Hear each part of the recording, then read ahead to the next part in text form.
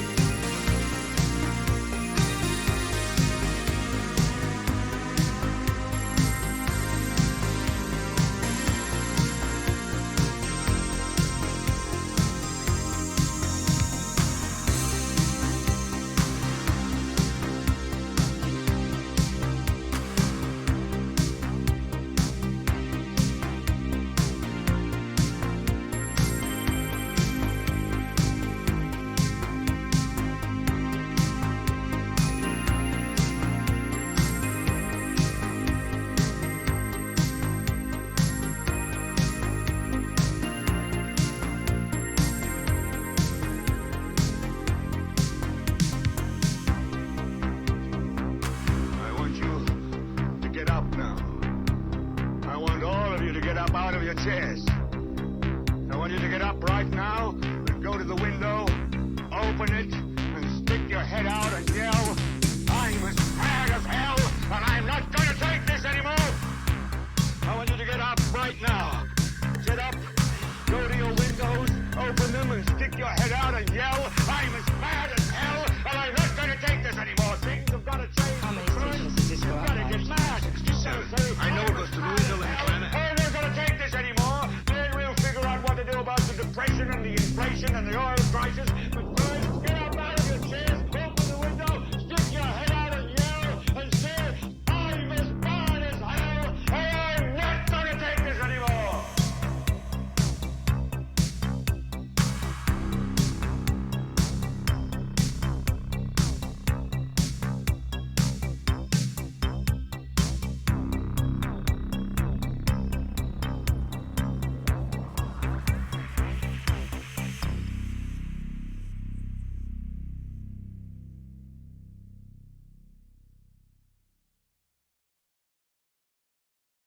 Happiness, it ain't about today. It's what you tell yourself so you can feel okay. I watched as our love bloom, and then I watched it fade. And so I wrote a love song about heartbreak. You can feel love, you can feel loss. There'll be someone to lift you up. Happiness feels a world away. Crying in my car was the only way. I wish we had just one more day, but I was out of words, nothing else to say. You can feel love, you can feel love. There'll be someone to lift you up when you know that she deserves more. Give the keys back and shut the door. That Monday morning, had to admit the way that I knew in that moment I had run us out of time. Over and over, reading the words that you would write. The better sober, it was always on my mind. Happiness, it ain't about today. It's what you tell yourself, so you can feel okay.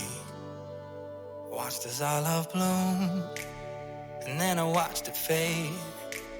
And so I wrote a love song about heartbreak, heartbreak, heartbreak. Yeah, you can feel love, you can feel lost. There'll be someone to lift you up when you know that she deserves more. Give the keys back and shut the door. You can feel love, you can feel lost. There'll be someone to lift you up when you know that she deserves more. Give the keys back and shut the door. Happiness, it ain't about today. It's what you tell yourself, so you can feel okay.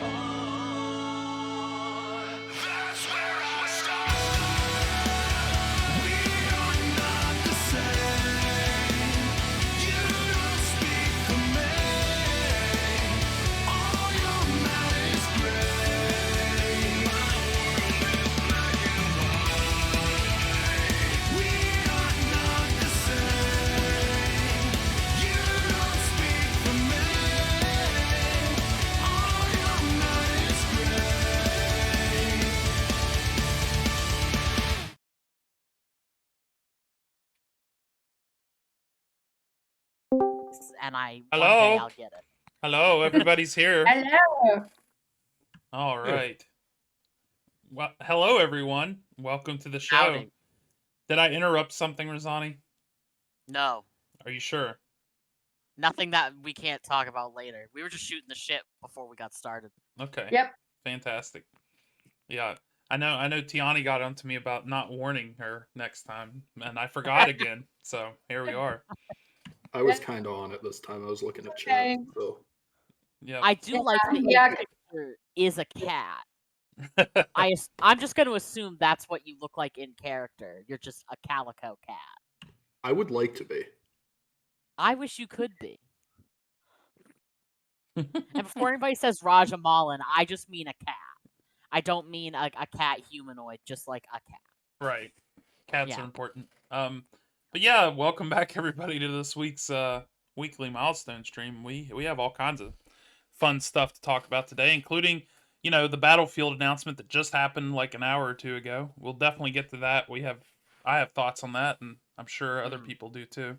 But yeah, I think we wanted to start today with talking about the Iron Epicurean, since you guys, I think Tiani, you were in it too, weren't you? Yes. So you both were in it, and you didn't get to talk about it last week. So yeah, just Well, we were in it. right, yeah. Well, you know what I mean, because Yeah. Side-In had come on after he was in it too, and he talked about it a little bit. But yeah, I just wanted to, if you guys want to talk about that, like how it went and everything, go, have at it. We can look at it from two different perspectives, because Rosani went in to actually try to win. I went in for different reasons. If anyone actually looked at what I was doing, I think Sriayan was actually looking at what I was doing and being confused, because Tiani cannot cook to save a life. She cannot cook. What you made, like we could tell, we'll go Well- through the different things of like, what did Tiani make, what was your purpose of joining, and that sort of thing. So what did you make as Tiani? Right. Well, Tiani made, well, charitably, you could probably call it a stew, if you're very nice. Charitably, what do you call it? Something with, mashed up wood apple with, still the shell pieces, and some mushed sweet potatoes in watery broth kind of thing, maybe. Okay. And too much salt. Oh boy. All right. Great. Yeah, it was, she goes in there very enthusiastically because she wants to learn how to cook, but she can't. And she got vegetables, and she hates vegetables. She only eats meat because she's a wolf. She's an Atabahi. She knows meat. And all she got was a strange, coconut but not coconut kind of thing. And sweet potato, which has been told is some kind of vegetable, but she hasn't really enjoyed it before. And rice, which is like sort of small maggots. Ugh. And yeah, well, that's how she looks at it. Last time she made some kind of thing with lemon and grass, because she thought that lemongrass was, take a bunch of lemons, throw it in, and grab some grass and toss it in too. Nice. I mean, she doesn't know stuff, so she goes in there enthusiastically trying to do something with the things that she gets, and just basically mashes things together and hopes for the best. She regularly goes to Attica to learn from Ladni, who does the birthday feast kind of thing. And she tastes everything and realizes that, yeah, it's probably very good, but I have no idea how to do it. And she goes to the Epicurean to do the quest there. She's not very good, but she's working on it. Maybe one day she'll actually make something that's edible. Yeah. We can only hope. Yep. So that's basically her perspective. She's trying, failing, but at least, she's making an effort. Nice. That's half the battle, is making an effort. Rasani joined with the intention of winning, did not win, got second place, which is nice. Yeah. Wound up making a sweet potato and goat curry. that was served inside of like a goat's hollowed out horn as like the Oh yeah, serving dish. I remember Oh seeing yeah, that. I saw that. It looked delicious. And God, what else did I have to have in there? It was goat, sweet potato, and mushrooms. So there was like a mushroom mix or something in there as well. So went in with that.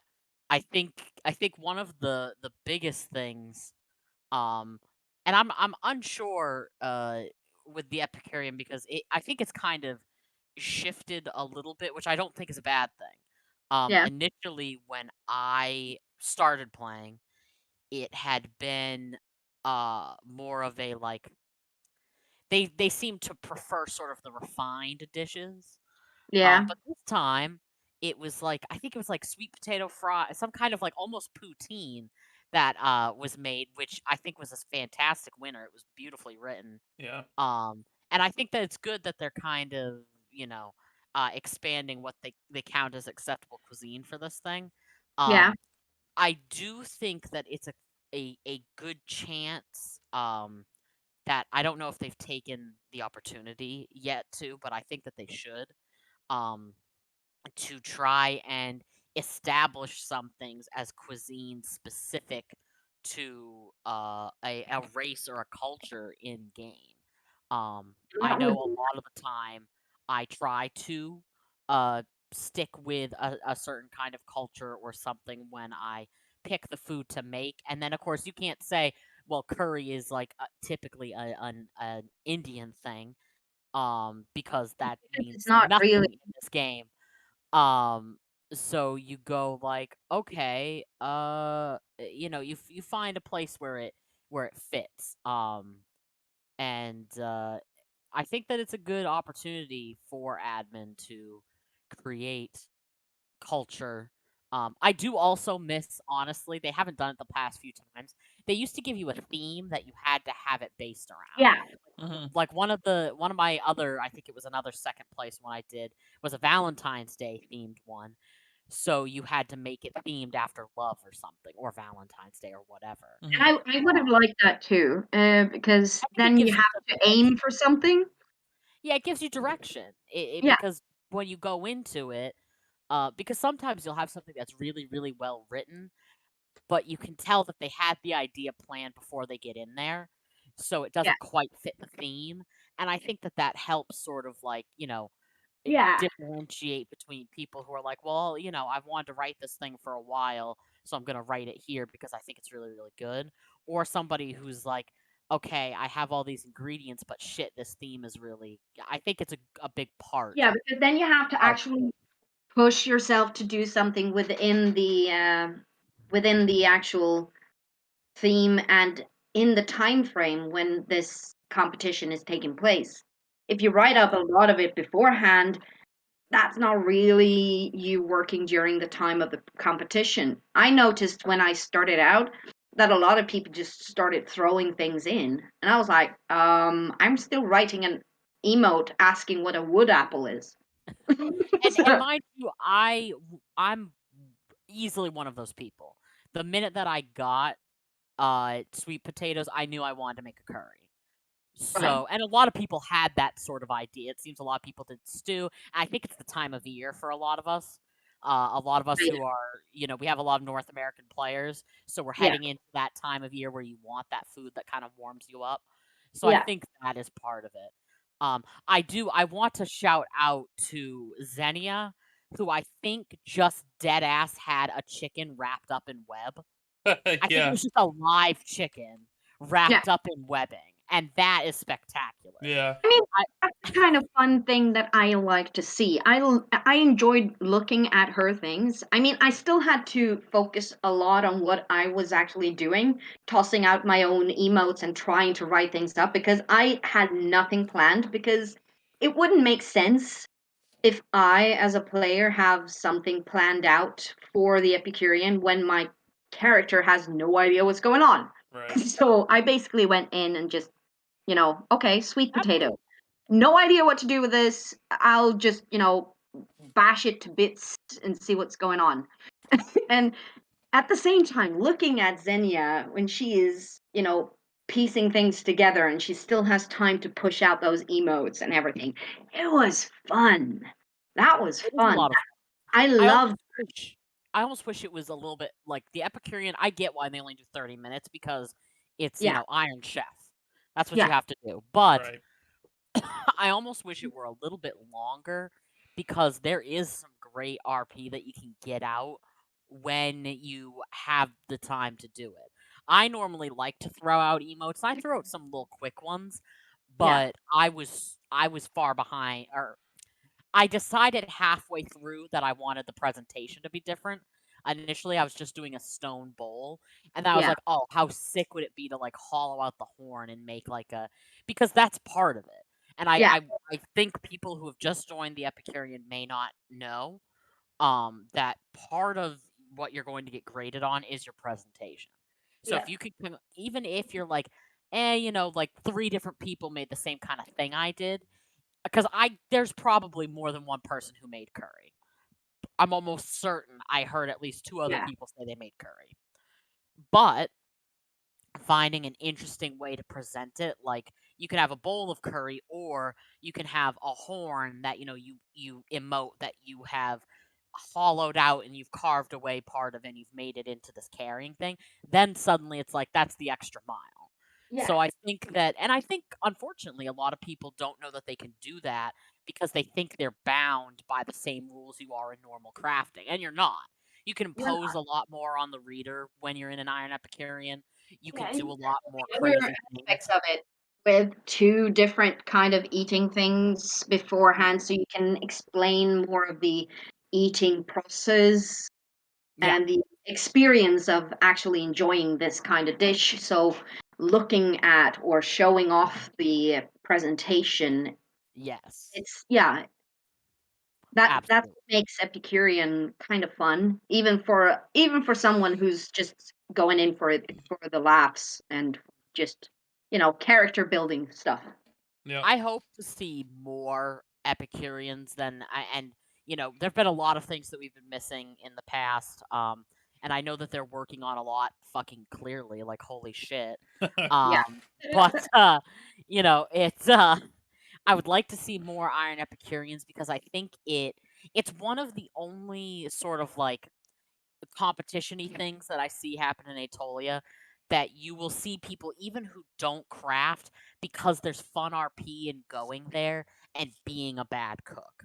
Like there are people like yourself who you were like, I know I'm not gonna win because I'm role playing somebody who cannot cook.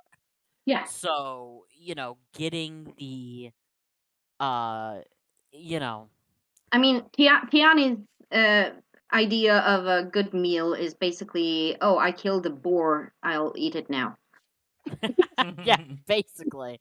Uh, Um so I would like to see something more than Iron Epicurean. I would like to see some kind of crafting things for tailoring, for luthier, ventier, all the brewing. talents and everything. I would like to see the same kind of contests, but for all the other What's Right. that Yeah. crafting skills as well. what's that thing? I mean, There's you have the there's uh, some fashion whatever. yes, I would love to see that.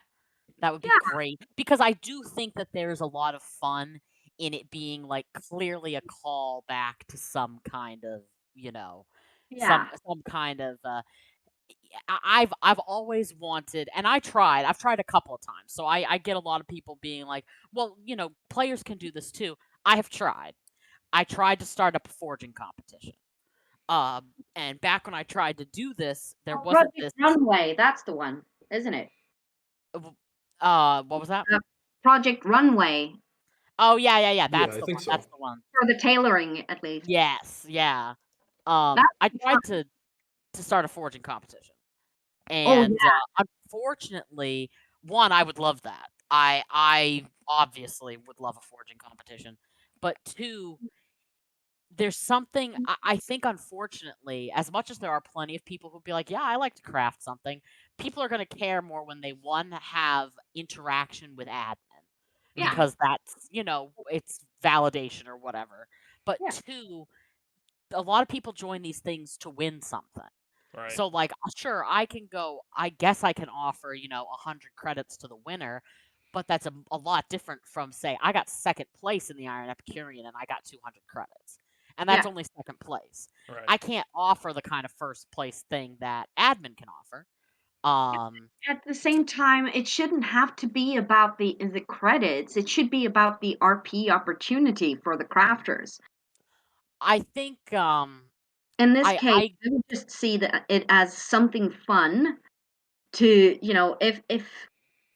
uh, if you held a forging competition, none of my characters would join in, but that's because my characters don't even know anything about forging whatsoever. But I know a lot of people like or enjoy trying to come up with the designs for awesome and amazing weapons and armor. So I think that they would enjoy it just because it would be an interesting venue to show that kind of skill. in my in when I tried to run one, it didn't. I think we had maybe 4 people enter. Um, and I think part of it is because like crafting is expensive, and a lot of the people who come to these like admin run things, uh, are people who may not necessarily have the skill, which I think is another important part. Like, I can run a forging competition, and I could say, yeah, just send me your thing and I'll forge it for you. But it's Yeah, different when you have an admin that's like, literally anybody can join. Here's a design thing that you don't even have to have this, it's all written out there for you. So I think there's a lot of benefit to that. And then, particularly, if you have somebody who wants to join a forging competition, doesn't have forging, if it's run by me, I can maybe give them 100 credits, which would then let them buy, I don't know, some lessons to learn some of forging. yeah, But if you have it run by admin, and let's say you get, 300 credits plus, some kind of boon or whatever to it, then it's like, oh, I can actually get involved in forging, learn it entirely, and actually become a player in the forging market. And I think that that's why people sort of, especially new players, gravitate towards things that are admin run, because it's hard yeah, to get these. The one thing I've said is like crafting skills. I get why they're expensive. It's a business, yada yada yada, but yeah. it's a whole swath of the game that if you don't have the money to spend, you're cut off from entirely. And I think that's why the admin run things are people want the credits, because then if they have a lot of fun in a cooking competition, cooking, they can go Yeah. out and buy it. And then they can actually get involved in this thing that they had so much fun doing. Yep. So Yeah. I see both sides of it. There's also on the note of cost. I love forging. I So fun. tend to stay away from using more expensive materials because I don't make a lot of gold in the game. I just don't. Yeah. It's not really my big thing. But I think especially for newer players, they'll see like, oh, I could use Paponval and make something really neat with that, and then they see like, oh, it comes with a 10,000 gold price tag, and Yeah, that's more difficult to work with. certainly. Don't worry, just come to players that have the gold and say, "Hi, I need to make this," and most people would probably be generous enough to say, "Oh yeah, sure, here you go." Yeah.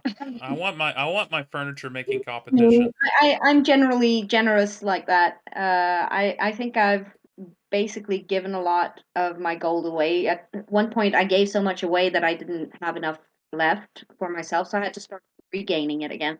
Oh boy. Too generous. Yeah, it just happens. Also, Eric, can you please stop Stop what? targeting me? I'm not. I'm targeting definitely Tiani. Yeah, yeah, definitely, Tiani. Right. I mean, you see it there. Um, I don't know. Res- Maybe I should target Rosani then. We'll do that real quick. I'm not on, but you're welcome to. There we go. You never know. All right, so I know there's some topics on here that not all of us are going to be able to talk about. Like the next one probably is the duel results. And oh god, why is Tiani like in my shop messing with me? Good lord. I'm not in your shop. It was the Epicurean Eatery. Oh, okay. I forgot I was in that spot. I was trying. Speaking of that, before we move on to the next topic, I will say I don't know if it's an oversight or if it's on the list, but the dish that won is still not in the wares. There's a different one Oh, really? for Okay. Yeah. second and third place as opposed to first place. First place is in like because I think you're in like the rustic eatery or whatever. No, I'm in the I'm even Epicurean Eatery. There's a different one that's like some kind of like it's strictly first place goes in that location. Mm, okay. If I'm remembering correctly. yeah. The Um problem is I don't think that they have added It doesn't them look yet. like they've added it to either vendor, but that's okay. Maybe it's on the list. Like we said, they've they been obviously been busy, so Yeah, and Yeah. sometimes they have to go in and tweak certain things. Like if Yeah. we use language that doesn't fit a totally is like, they're not going to, say you don't win just because you used vernacular that they don't feel the game would have. They just have to figure out how they're going to fix it. yeah. No. That's happened a couple of times to even winners, like first place winners that they were like, we love this, but this isn't quite the word that we can use. So, All right. Well, the next thing I was going to talk about, since we're touching on the events from last weekend, is we could talk a little bit about the duel. Um, I didn't participate. Yaku, I don't know if you did or not. Did you? You know, as a technicality, you could say I participated. Okay, you actually did enter it though. Yeah, I did. Okay. What about you, Rosani? I know you were like kind of joking about maybe entering, but I don't know if you did or not. I wound up after the Epicurean, I wound up being pulled out to do some things in the real world by my friends. So Gotcha. I did not get to go. But Frustrated. I had wanted to, but next I'll go to the next duel, Yeah. It's PK, Yeah, it's whatever. you'll grace them with your overwhelming presence next time. Yeah, just my spectacular dazzling smile Wow, and sharp swords. that's right. Tiani, I assume you didn't do it, did you? Actually, I was in. You were in? Okay. Yeah, Well, what I did you was. guys think about it? I saw who ended up winning at the end, but that I didn't really pay attention to it other than that. Well, I won the first fight, and then the second fight I had to meet. I fight manually. Right. Not many people know this, but I can't code for shit. So basically, my entire offense is bashing my keys. So my keyboard doesn't like me when I go into PK. I try though, and I was fighting Zima, and Ah, I think as she's I in the was chat fighting, somewhere today. yes, as I was fighting Zima, she asked me why I was attacking her. So I tried to explain to her that we ended up in the losers bracket, so we had to fight each other again to see who won and who lost. And fighting and speaking to someone at the same time when you're doing it manually, not a good combo. Just saying. Yeah. So ended up losing a lot of momentum, and at the end I ran out of endurance as a Oh, shifter happens, and I died. damn. Well, it was fun aside from that, but looked like I think the winner just basically speared through all of the fights to the top, Yeah. essentially. Well, Uh, I know that I went in to peek into the official Discord, even though I don't usually do that anymore, just to see what people were thinking about it, and I did notice they said that it was kind of weird because one of the things that ended up getting change logged or bug fixed or whatever was something with the luminary curing. It was curing broken limbs, but even though they were like level 1 broken, it was curing the crippled limbs. The cleansing was yeah, or they whatever. were shooting in the wrong order, which meant that they were able to continue fighting or continue doing things that they weren't supposed to be doing because it was curing in the wrong way, wrong order, I think. Right. As I'm not typically a PK kind of person, so correct me if I'm wrong, but that sort of meant that they were able to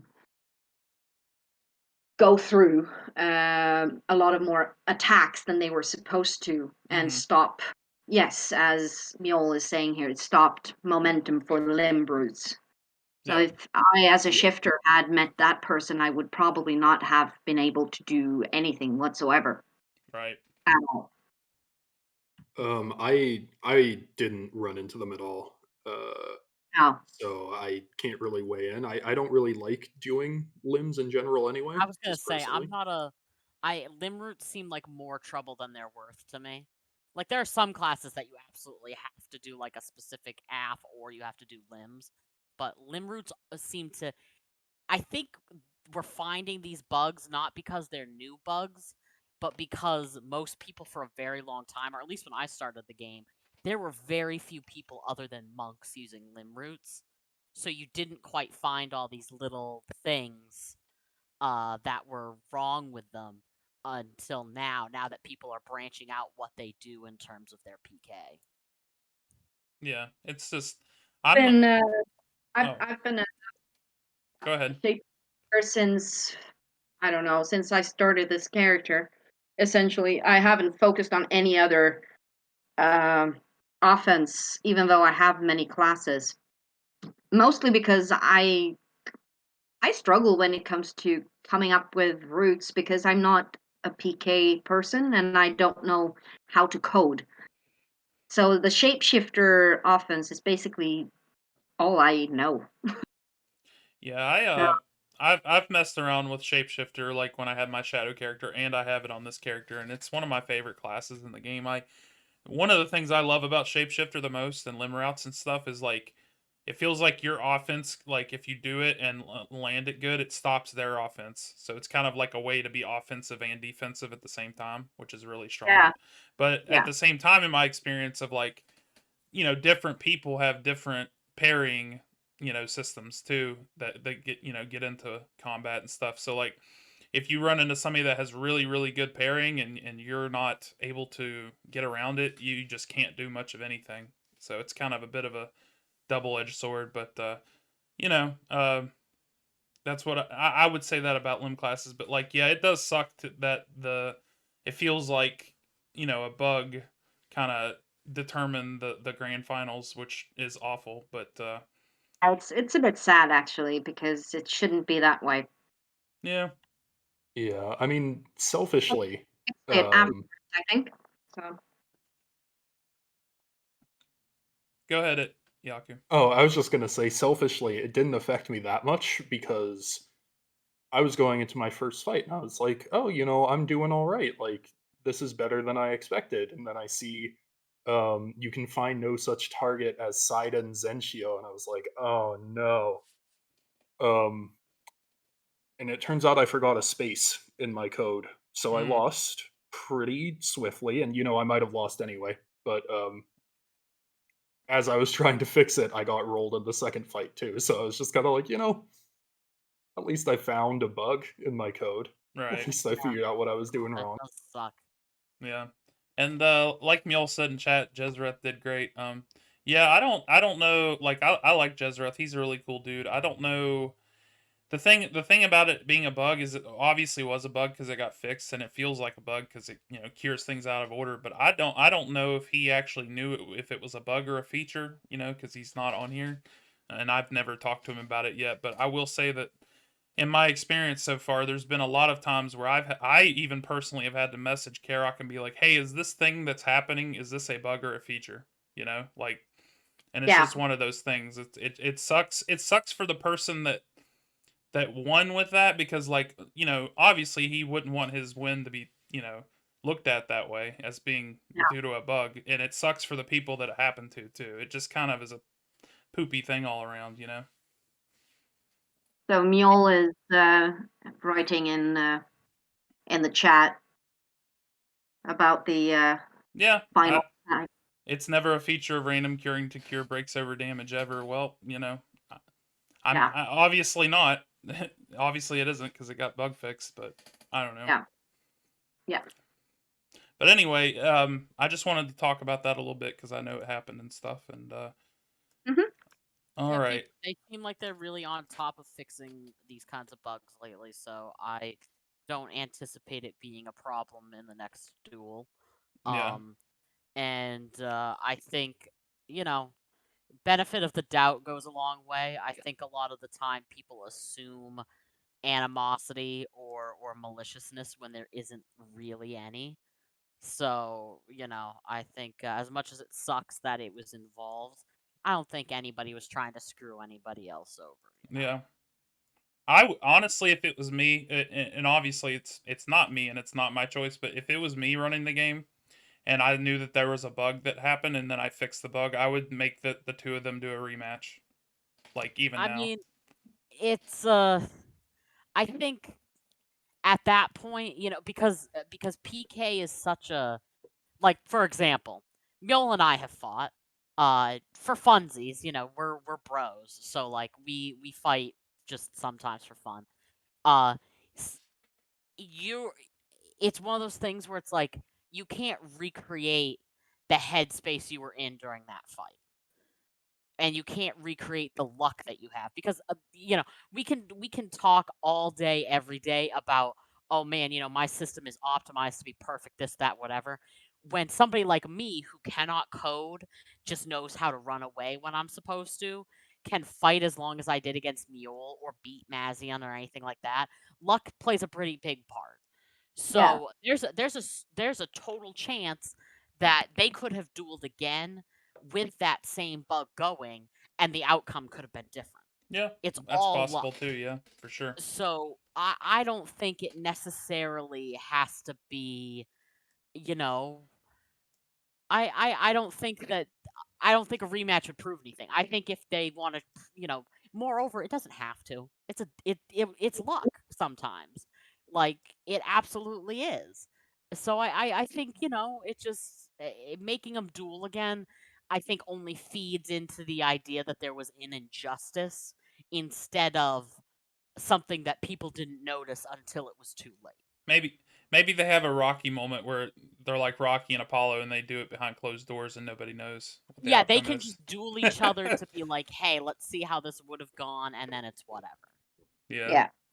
But I think making it like this big public, well, we're doing it again because this was busted, just kind of feeds into a narrative that doesn't do Yeah, anything no, they other they never do that though. Even if something is really bad in a sense of skills being broken, they don't really do do over of some Yeah. kind. So it's better to just leave it and hope that the next duel Yeah. doesn't have those kinds and of issues. and duels happen more frequently than it's one of the most frequent sort of like random events that Kirok or whatever will throw out. It's Duel, sort of like bloodbath, Hero that kind wants of to thing. test the skills to see what works and what doesn't. So he'll throw a duel out and say, "Hi, come test things out so I can see." Yeah. Yeah. So I there'll be like another that one. kind of idea. So They'll get to fight again. It's Yeah. all good.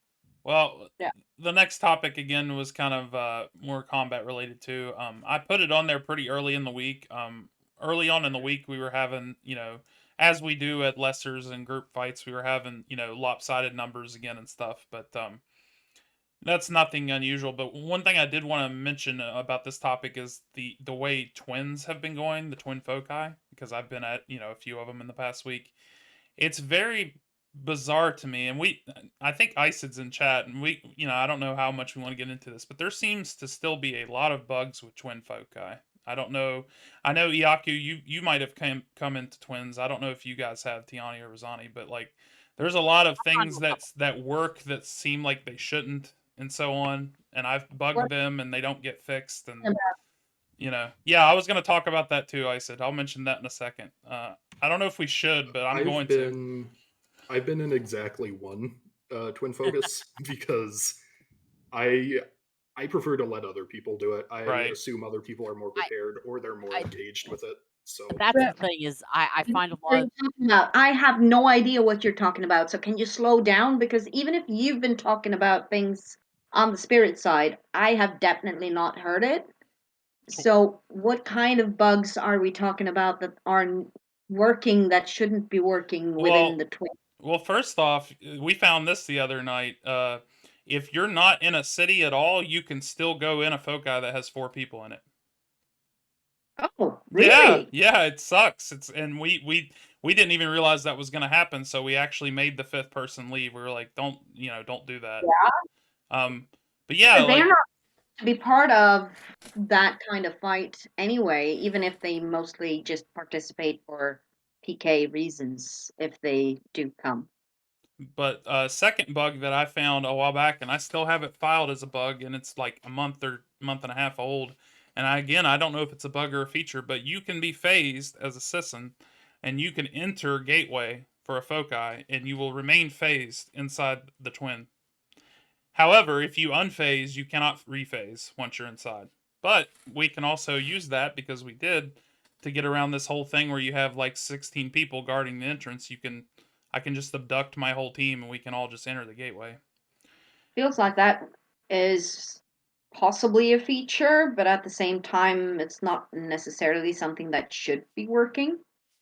Yeah, that's the thing. And like Maddie said in chat, well, they wonder if that's intentional. That's what I'm saying. Like, I don't know if I messaged anyone about that, but I did submit it as a bug and it's never been resolved. So again, I don't know if that's a feature or a bug, but it just seems like there's a lot of weird things going on with twins. Because also another thing we discovered, and this was the last time we were in the other night, whenever we had that fifth person, we were extracting it. It seemed like forever. It was like 15 minutes per 1% or some crazy thing. It just never ended. I thought ICID was gonna like explode with Ilum. Like it was pretty bizarre. But I just wanted to I mention. Yeah, go ahead. I would, with things like that, I would venture a guess that twin foci was not coded super great, because it was implemented before the change in management. Right. I would be willing to to put some money on the fact that the battlefield, um Yeah. We and we'll get the battlefields for sure. But yeah. I think another thing that you could do with that though is honestly just issue yourself. If yeah, you're unsure about these things, just but they may not be responding to you because they may be looking at Twin and going, "Okay, yeah, this is a mess. So let's fix it," because the idea of Twin is a lot of fun. Yeah. It's nice to have something where, like, every day, lessers and majors and stuff are for anybody, but, like, twins are for people who are really just they want, it's almost one-on-one yeah. in a way, because it's more intense, it's some of your Yeah. you put forward your best fighters and you say, "Go get it." So it's a really cool idea. Well, I yeah. just think that if they're not responding to it, they may be trying to find a way to fix it as it is. I think that uh, what I like about the twin is that it's not huge and it's not, one on one. That's what I like about it. It doesn't mean that you go into a room and you laugh or you die immediately because you turned out to be the first target, so you don't get any Right. fun out of it. You just walk in and die. That kind of thing is not really fun. You're a meat shield, go in, die, and then you come back and you go in and you die. It's just, that's not fun for most people. Yeah. But I do this means sometimes that you feel like a actually get a zombie. chance to fight for a little while because it's a balance between going at it on your own when you know that, yeah, I'm not quite good at one versus one, but it would be really nice to just have one person next to me where I can work together with, because for me, Shifter is all about being with a pack. Hmm. Yeah.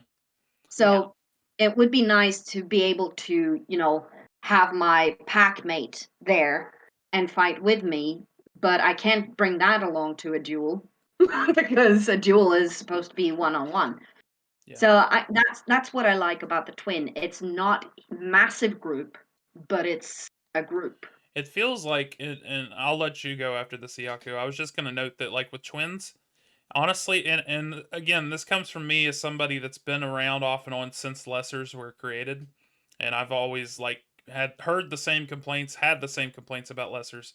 Twins really feel like a good effort at making group fights what we've always wanted them to be, which honestly has been like, let's have even numbers and do this, and it's more interesting, and let, like you said, like you don't just get instantly deleted. Like it feels like there's more I, ways for it to be fun.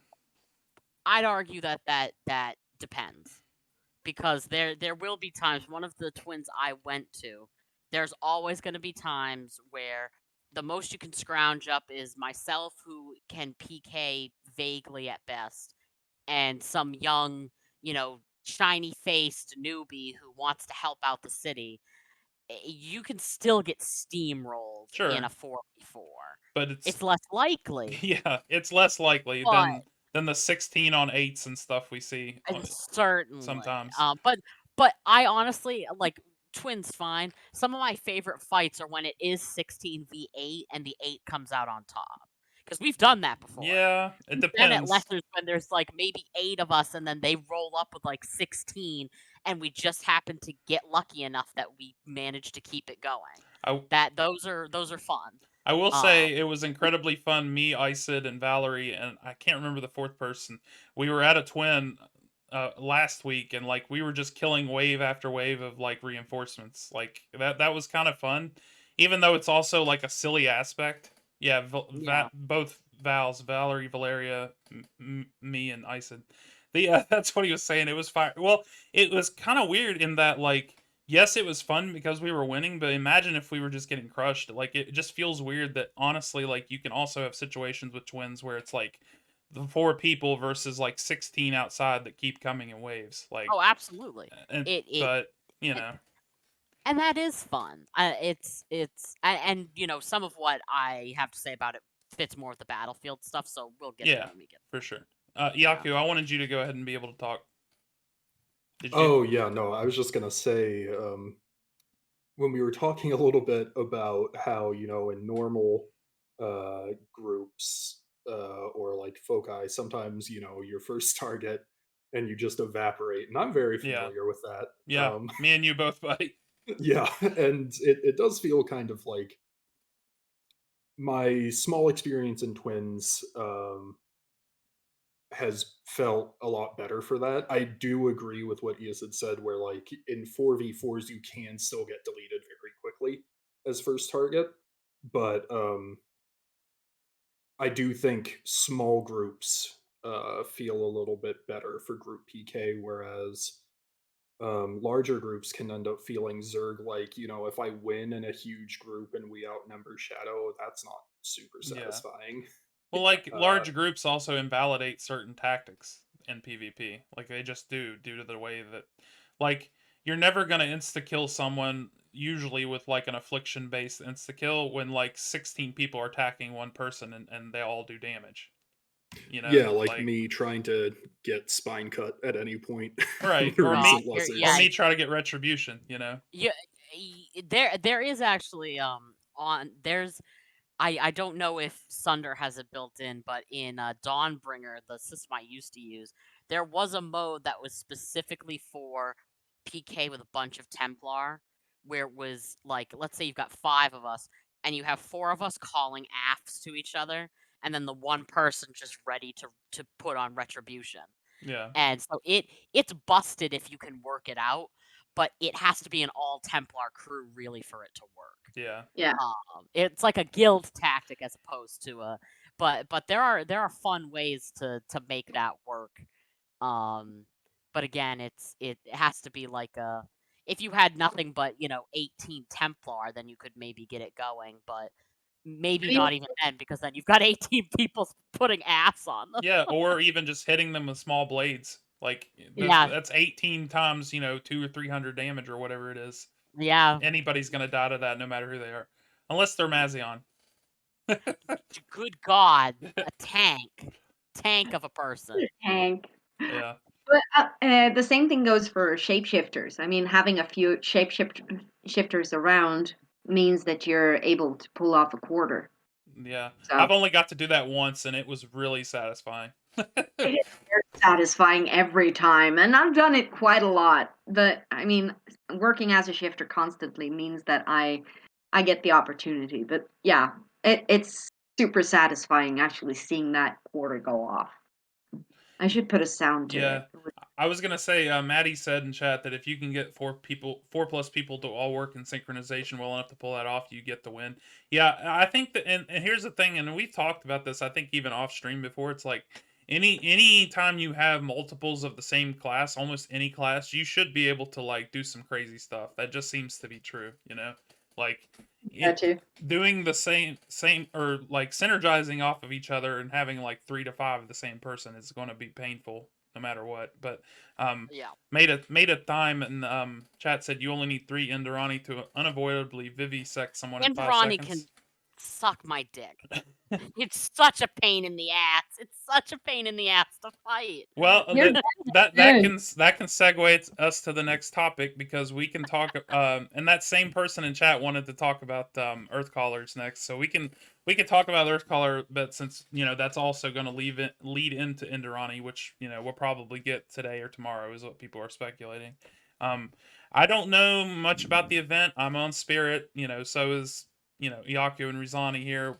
I didn't go to the event in any way. I don't know. We had the knighting going on. Yeah, me and Rizani and Iaku were all at the knighting, which may or may not tie into the Spirit Endo thing. So, I It's could see it tying in with Ome. been, Go I ahead. haven't been involved a lot, I'd say, in the Earth Caller thing. I was called in. It was kind of nice. Kudos to Firen and Zeniat for reaching out and asking me to help out. In character, it was kind of nice just being pulled in by by a group when you're on the outside. But being pulled in and being told that, okay, so we need to do this and can you help out, means a lot. It seemed like a lot of people enjoyed the event, and for me, looking at it from the sidelines, most of it, I enjoyed it. It was a good release event. It built up momentum for a good while, and then it just it turned out into this, and wasn't really expected. I don't know if anyone actually knew that this would turn into a new class, which made it really nice. Right. So but from what I've heard, it sounds like a badass class. I Yeah. mean, Now, this is another mirror. Is that what Yes. yeah, it is? it's It's another mirror mirror. luminary. Mirror Luminary luminary.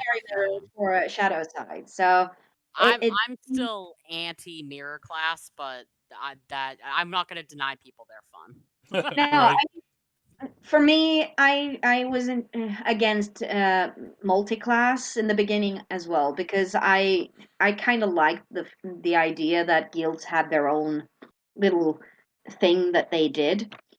But at the same time, I got around to, okay, let people be, and let them have the class they like. In this case, mirror classes, I think that they are good because it makes it easier to balance the game and the PK, and you will have less people shouting that, oh, but this class against this class doesn't work. Yeah, Well, you you have don't to do it you too. don't hear Templars broken so much anymore now that Revenant is Right. Because out. And all of a mind you, sudden it's they have access to it too, so they can use the same skills, and that means that there's less bitching about bias and less bitching about their skills are better than ours, the or balance is totally chill. That part, like I yeah. don't mean to be like sound like, oh, I don't think that they class information should be shared and that sort of thing. Absolutely, and I think it's great that in that terms. I just think that it's like I don't think we need to be releasing a mirror class to have an event. And I know that that's not what's happening all the time right now. No, no. I guess I'm still stuck in Tior openly admitting that he didn't want to do events unless mirror classes were done. Mm, So I guess Right. I'm just jaded to mirror classes because it kept us from getting anything for a couple of years. But yeah. at the same time, I like the way they released this one, because it felt like an event, and then it turned out that, oh, we get a class too. That's awesome. Um, but I want to touch on something that someone said in chat here. Wentico said, I feel like each guild still has the thing that they do. They just now have extra 3 skill sets towards that general goal. And that, I'm sorry to disagree, but that's not a good mindset to have, because it's not just 3 skill sets for that guild, because you have to make sure that all classes on that tether actually works for your goal. So you can't just be, for example, Sciomancers who have now Revenant and Sciomancers. You can't just focus on those two. You have to make sure that Shapeshifter, Indorani, Carnifex,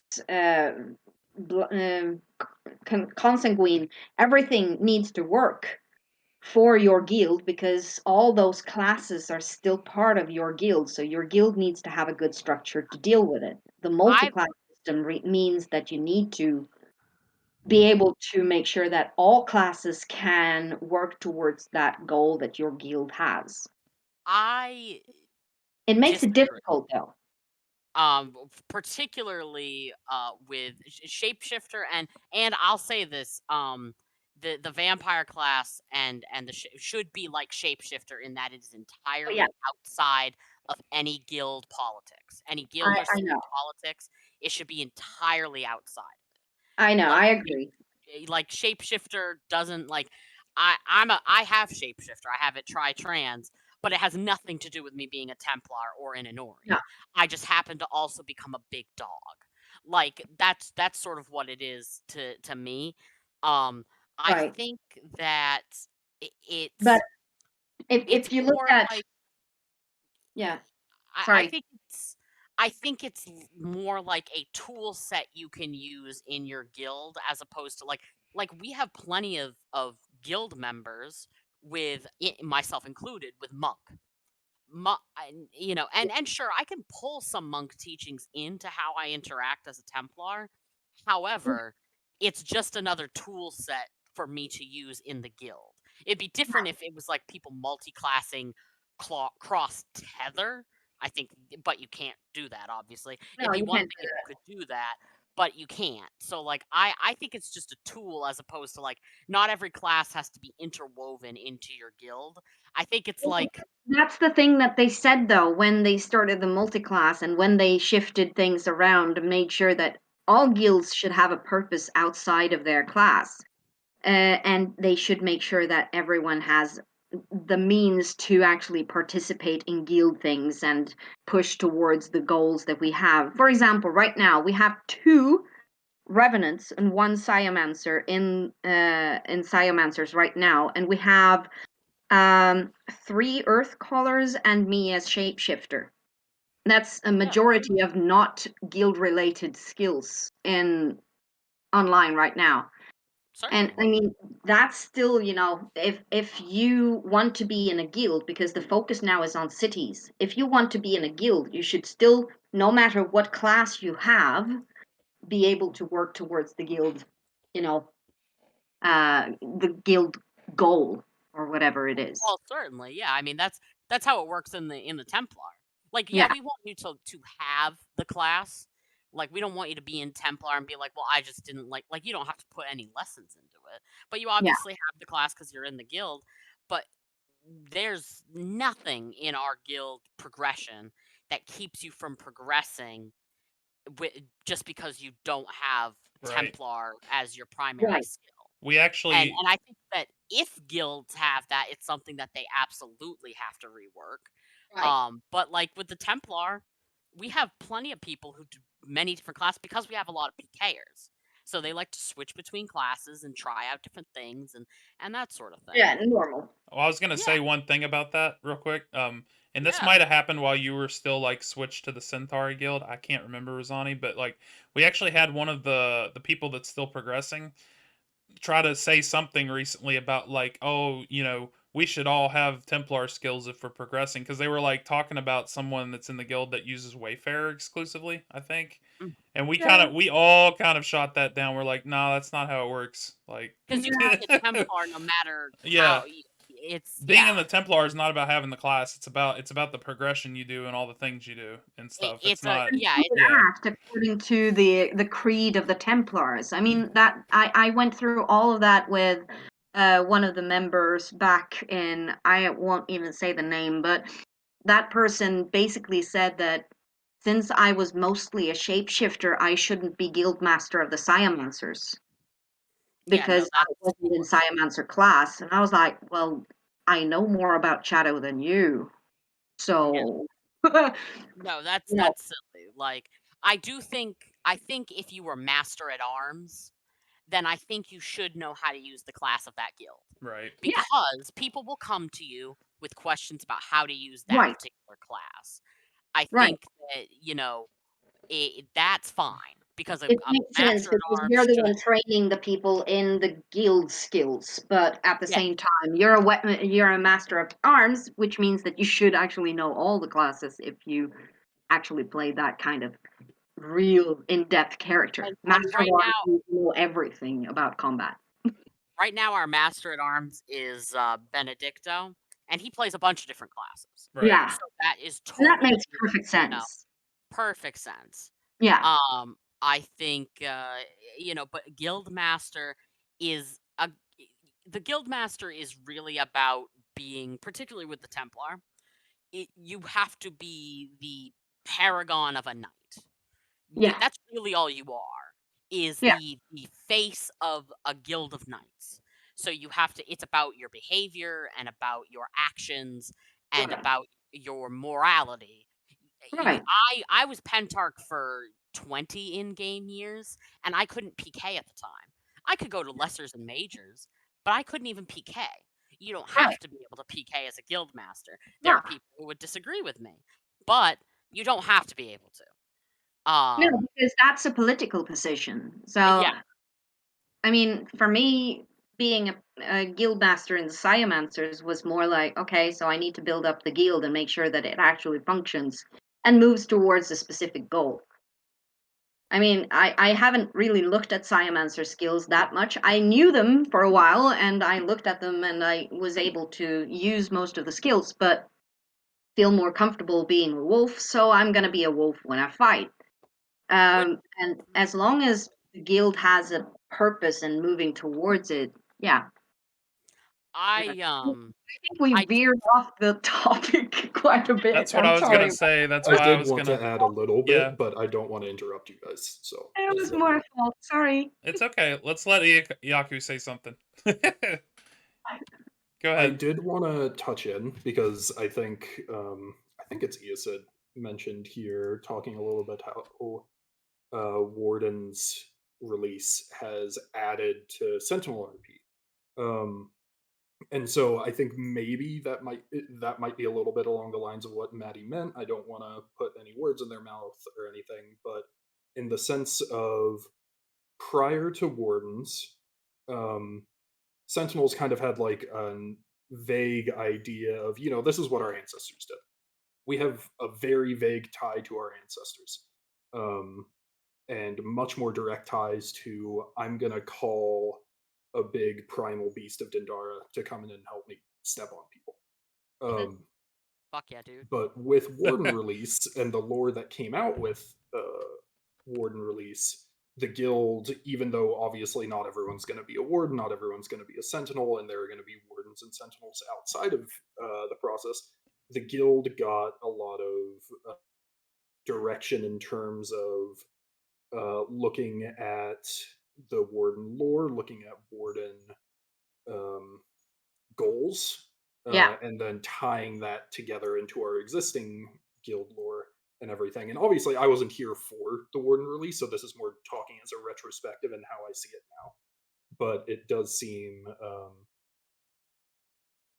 yeah, what Maddie is saying. Specific mirror classes in a guild help enhance the guild's RP. Yeah. Oh, In absolutely. that sense. Yeah, Yeah, and that's a good point. Yeah, I just that's one of the reasons why, like, I get why they stated at the town hall they're not going to have a guild for Spirit Indrani, just to mirror it with the fact that Indrani don't have a guild. But it also to me feels a little bit about like it feels like a little bit of a missed opportunity to give a guild that booster pack / expansion, like I said saying in chat. I think that they still could. I just think that they won't get their own guild. Like the Indrani don't have a guild on Shadow side because they did stupid things and won stupid prizes. Right. But So, But I same think at like, the time, I town hall they said they weren't going to. So I don't know. It sort of hurts that class in a bit because there are people coming into the game choosing that class and having no help from guilds and stuff like that, and no progression in that Yeah, sense. So I think that it would be a good idea to put the Indrani in another guild in a I way. and this might be an unpopular opinion. I'm sure somebody's going to be mad about it. I like that a very, very detrimental action to their gods had very, very detrimental consequences. Because, like, True, but let's call it what it is. They committed treason against divine beings on their plane. And then they said, well, you don't get to have a guild anymore. Does it suck for the people coming into it who want to play Indrani? Yes. My understanding is that Indrani has its own sort of like clan or something where they can ask those questions. Right. I kind of like them as these scattered out, like they're almost like culty, hereticy. They're maybe not they're not heretics, but they're this kind of like underground thing that survived the wrath of the gods. I think that the point of them not having a guild anymore is to make that a world-changing impact that players had on the game as a whole. Yeah. So, reversing that and being like, okay, you guys can have a guild again, kind of takes the oomph away from this, this impact that a pretty small amount of players had on the game for going forward. A true. huge But impact what on the I game. would what I would say is that it needs to be made clear in the intro for new players that if you choose to be an Indrani, Oh, 100%. here are the issues, or here are the consequences of you choosing that class. Yeah, Because absolutely. That 100%. because there might be people coming into the game without knowing, and all of a sudden they're like, okay, so what do I do now? Yeah. Absolutely. It's a strange I really situation. want I to see use the these point of skills, both. but if I want to go into a guild, I will lose these skills, but because I don't want to use an extra um, class slot to pick up another, guild. But I want to know. They should know that choosing this one means that you are without a guild in Yeah. the beginning, I and want that's to fine. let's point out some things in chat here. So, like Maddie said, I think it would be cool if the clans of the Indo and Wayfarer were automatically joined on graduating, so novices have a resource. And Wyatt said they disagree with forcing newbies to join player-run clans. I agree with Wyatt. I don't think you should force Yeah, no, anyone into a player-run Never clan. forced. No. Um, An option, like say, hey, this is the clan where a lot of Indrani are. You can join it if you yeah, have like you could point out the restrictions. clan and make it optional for them. I think it's reasonable to be like, this is what this is for, and you can choose to join it, and that would be fine in my opinion. Um, they know that there have been consequences that led to this class not having a guild. Look into the lore. Here you go. Information and good luck in the future because you're on your own. yeah. And then Iktenis said in chat that Spirit Enderani won't have a guild as announced at the town hall, but we're very aware of the shoddy novice experience. We're working on it. Nice. Yeah, and Glad to hear it. I think we know they're working on it, but On top of a million other things they're yeah, doing. exactly. Yeah, it's There are a on. lot of things to focus on. Um, You know how you have soon TM or whatever. Well, they have the list TM. They've got the We're list, and they Yeah, working go through through it. it pretty friggin' quickly. So, like, you yeah, know what? Take as much time as you need for it because, like, I don't. It's one of those things where it's like I don't mind waiting as long as I know it'll get done. One thing I can do as a shout out to admin who are listening. Holy crap! You were so quick at fixing bugs that it was, you put in a bug saying that this thing does not count as an undead, and it's supposed to be an undead. Seconds later, it was like fixed. yep. They're Okay. pretty good about it. Oh Yeah, my no, goodness, it they're was great so work. good. It was so quick. So kudos. Really much love to admin for that. You're amazing. Well, let's. I did want to stay on. I did want to say some more things about Earthcaller because that's what we were on. I pulled up some of their skills here. This is the first time I've actually looked at all the skill sets. And like was said before, I think either on the forums, on the forums or Discord or both, this class looks very metal, which I definitely approve of. as evidenced by my starting soon music. But I don't know. I've never played Luminary on Aetolia, and I've never played Earthcaller, so I wish I could speak to it more. But I do look forward to seeing 10, 12 people playing Earthcaller at Lesser soon. That's going to be fun to deal with. I think Getting given a little bit more time, you could easily get a few people to talk about it once more people have had time to build systems around it and play yeah, with it. it's just going to be like the other mirror classes where there's a lot of hype and everybody has it for a little while and then it kind of evens Oh yeah. out over time. I get that. I'm not trying to bash on anybody. I think it'll be really fun for a lot of people to get it, and I look forward to seeing it. We're gonna Yeah. log into Enorian, and half the city is going to be Spirit Indorani when it Right. comes out. Yeah, it's 100% happening on our side too. Yeah, I was just gonna say, like, aesthetically, this class looks amazing. Like, put Yeah, together. that's what I was Ha- saying. As a geography teacher, I'm like, I want this. Mostly for I don't know why. It's just, geography being, like a volcano, Yeah. pyroclastic clouds and everything. Sorry, yeah. I'm not gonna nerd out about that. Tectonics has a lot of stuff that reminds me of Magic cards, like Pyroclasm and stuff. It It's very cool. Yeah, I'm excited that they came out with it. I thought it was a lot sooner than what I imagined. I thought maybe they were going to do the mirrors as like a, big Christmas present to everyone, but it looks like we'll get them sooner than that. I think they're just. I imagine that some of this stuff has sat half done for a while, and the Bob the Builder icon is not a joke. Yeah. It was really his indication to us, like, hey, just so you know, this is what's happening. Yeah. And to be fair, Earthcallers seem pretty Halloween. There's a lot of Oh skeletons. yeah, Yeah. It's pretty awesome. spooky, scary skeletons, man. There's a lot of things we have on the topic list. We'll probably table some of them because I don't know if we're gonna get through everything. But did you guys want to talk about the battlefield stuff? Because I think it can tie. Yes. I think it can tie. Like we were gonna originally talk about the non-Ilum conflict recently around the Heron stuff, but I think we can tie that into the battlefields thing too. So It's directly interwoven, I think. Okay, yeah. so please explain to me because I don't know much about the battlefield stuff. Well, do you know about the event with the Heron totems and hunting vampires and stuff that happened recently? All I know is that vampires were hunted. Okay. That's basically it. I was there from like the start of it, Yeah. so I could do like a quick run through. Yeah, do a of that. recap for it for everyone. Yeah, Yaku. so Heron has been showing up a lot in Duiren recently, and also in like Sentinel Guild chat. And he's been showing up just to like drink with people and hang out. And he's like, "Hey guys, let's go drink in Dun Valley." And we're like, "Okay, cool. Yeah, that's a normal interaction with Heron." And he sent that to the city. And then when we go there, we find a broken totem. And Heron kind of baited us. We didn't end up drinking at all. But Heron told us, "Hey, we're going to repair this totem by offering to it." And so what you can offer are things that are specific to his order. So like specific animals that his order members can like field dress, or Yeah. vampire husks.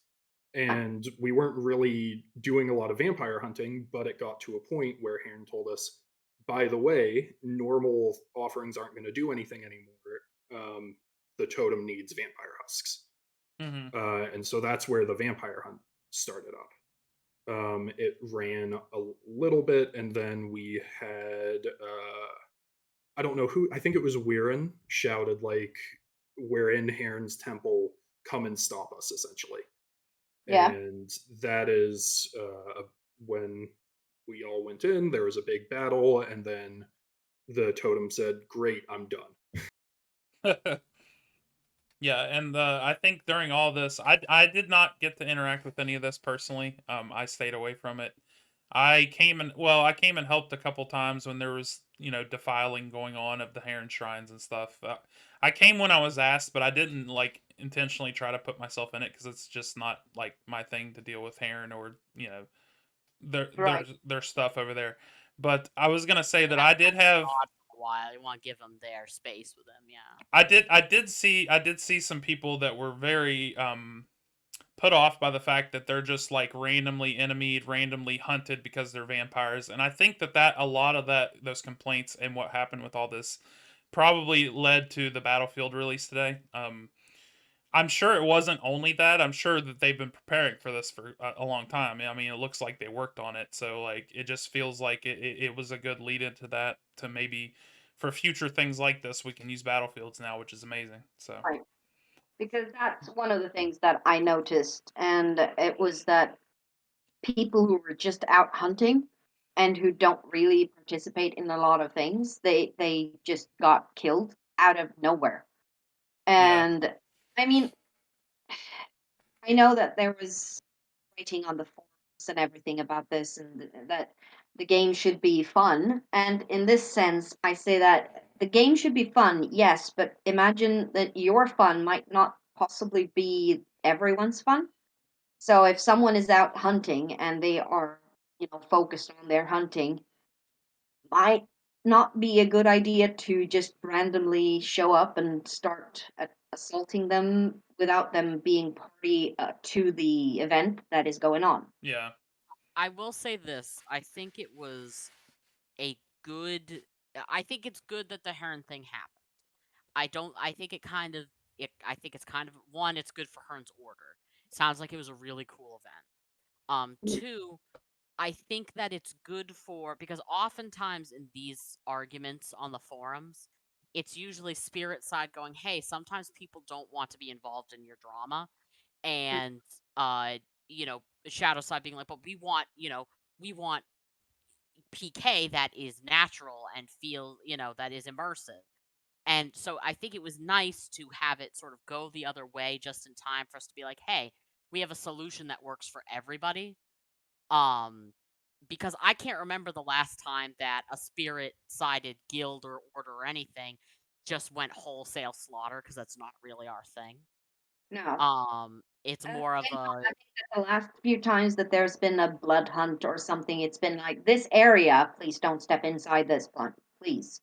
And the if you last don't go into that area, you're sort of safe. In this case, it was like hunting people everywhere. It didn't matter where they were, as long as they were a vampire, they're dead. It's been a long And time since I've seen a blood hunt, but the last blood hunt I saw was everywhere.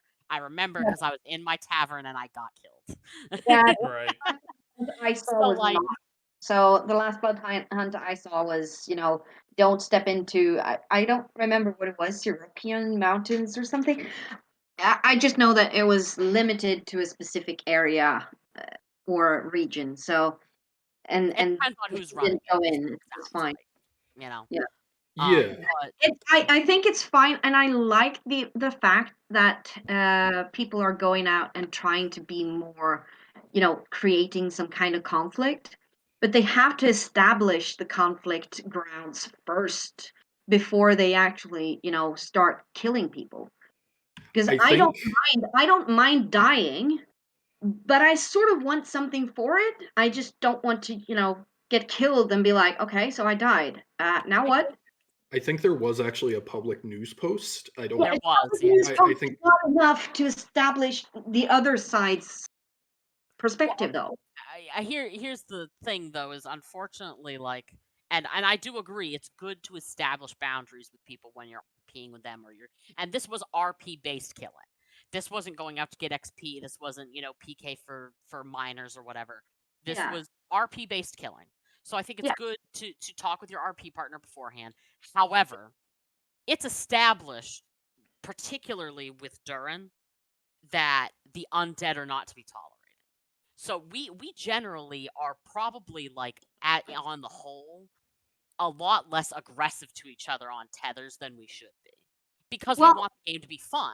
Right. So while I think yes, it was totally like Durin has a long-standing reason to go. You're undead. You're a vampire. I'm going to kill you because you're like bastardizing the site. say that to the person before you start your, most people have that, Sunder or whatever kind of system they have where they just have a kill button, start PK, here we go, and then they watch their system kill someone.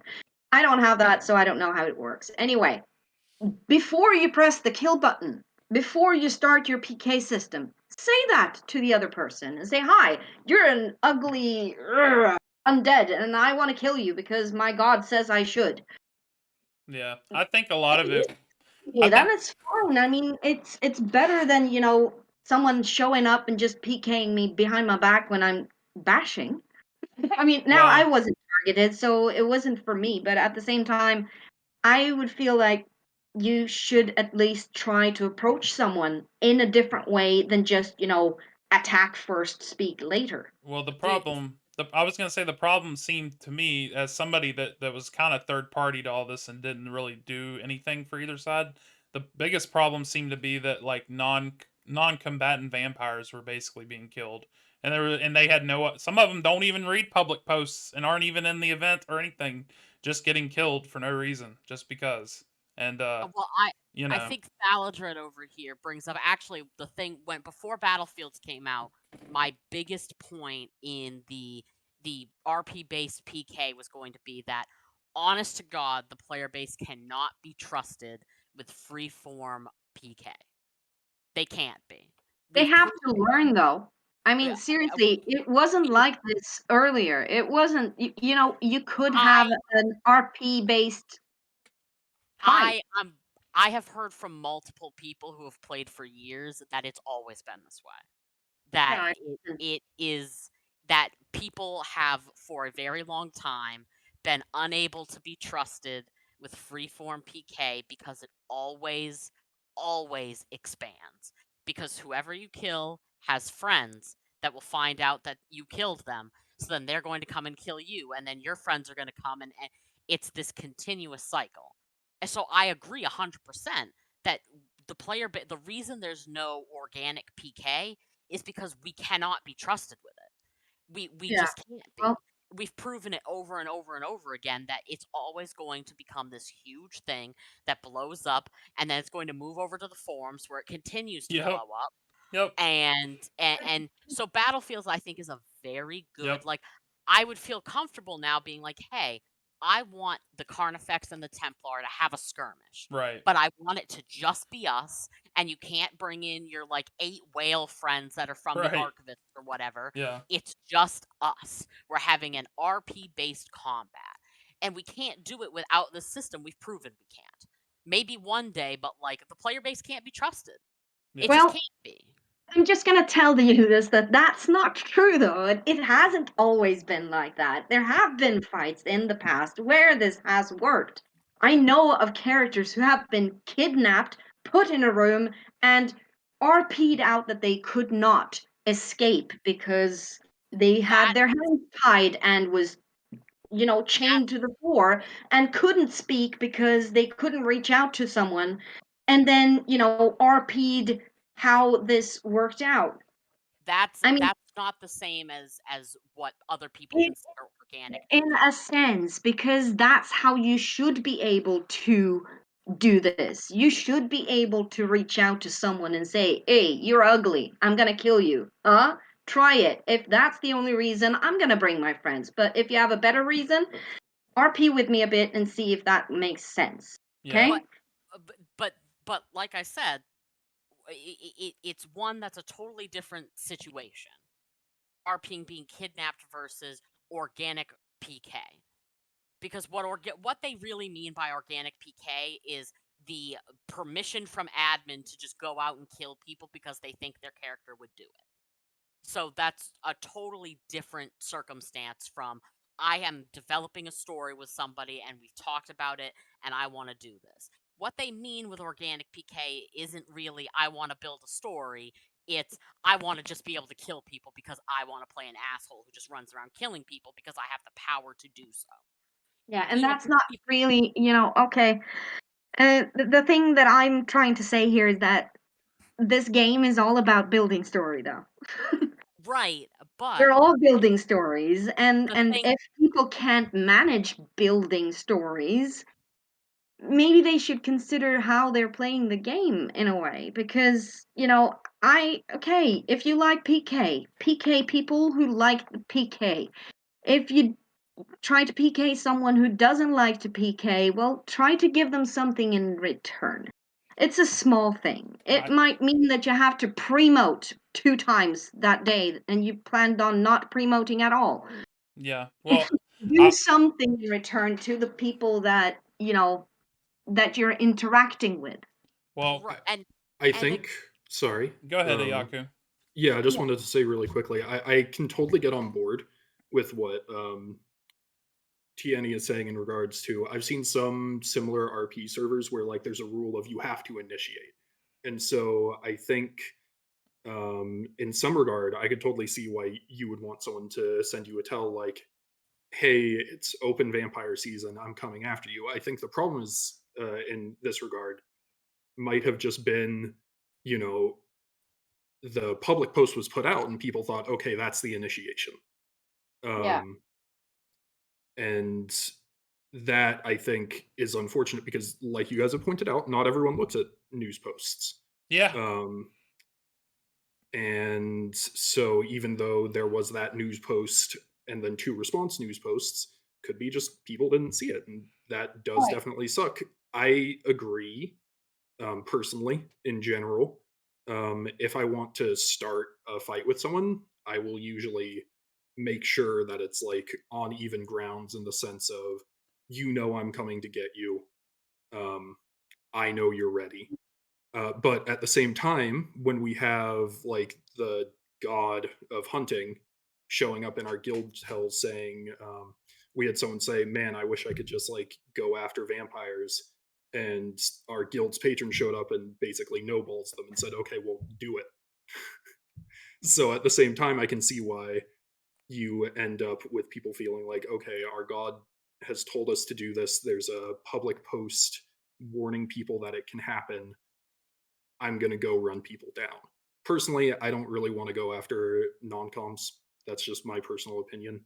But when there's the RP behind it of a god telling you, hey, go do this, um, I think that definitely blurs the line a little bit. yeah, Yeah. and I think, like, as Wyatt said, and as I was trying to say, uh it's different when you are building a story one on one, or maybe one on two, or however many people you're building a kidnapping story with, to organizations that are involved in different sort of things. Like, this is a group thing, and whether or not we feel that people should always have an RP thing behind what they're doing, or should make sure that the other people know about their RP thing that they're doing, like, whether or not that is how the game should be played or not, it simply isn't. So, like, saying this is how it should go, like, yeah, maybe, but it's been proven that it can't. This group thing always expands outwards. It can be an order has had a problem with a different order, and suddenly it's tether versus tether. So, like, they wouldn't go through all of the problem of making this system if they hadn't noticed this continuous issue with organic PK in group settings. yeah. I wanted to interject because that was about a point I was about to make. You type the battlefield command, and this is the second time I've ever typed it so far. You look at the command and you see things like time limit. You see things like add term. If we didn't need these, like these are things that we have proven that we can't like come together and have ourselves, so we have to have a command to do it. I mean, that's just the truth of it. And I think it's a good thing and a bad thing that this exists. Like, I think it's good that we're going to be able to have this structure for conflict. I just think it's a shame and a bad thing that we needed it to begin with, you know? So, Well, yeah, I wish we didn't need it either. I mean, I prefer the organic RP that I've seen and I've been part of before. So that's why I don't really like the folky focus and the orrery and all the organized stuff because it doesn't feel like it builds my story. And as Wyatt said earlier on, way back up in the chat, he said something about everyone's writing their story, but it doesn't have to involve emotes. And it's true, it doesn't have to involve emotes, but some kind of back and forth would make sense to me, at least, because that's how you establish some kind of boundaries. If you just jump me, I'm likely going to die because I'm not good at PK, so congrats to you, you won. And what did I get out of it? I got a death. Thanks. And if I send a tell afterwards asking what that was for, and you say, oh, news post, I still don't see how I got something out of it. Just saying. It would be nice if there was some kind of back and forth in that sense. And I don't know if Battlefield is actually going to help with that kind of thing. Well, I Not mean, from if I look at Battlefield, all the things written in there, it doesn't seem like that does more than set a field where you can actually, play around with killing people. I don't think it's a Battlefield doesn't seem like a method to begin arcs as much as it seems like a tool to use to beef up an arc. Like, for example, the Templar and the Carnifex have been rivals for ages. So let's say, Kalina and Miol get into a verbal disagreement. They go back to their guilds, and then together, as guild heads Yeah, speaking to each other, OC or whatever, decide, well, we're going to set this up so that we can just have a guild versus guild duel. I don't think your story that makes begins sense. with the battlefield command. I think the battlefield command comes in the middle of it, which again keeps it from becoming, well, we've challenged the Carnifex, but the Carnifex also brought some of their buddies from the Sisson, or they brought some of their buddies from Right. whatever. Yeah.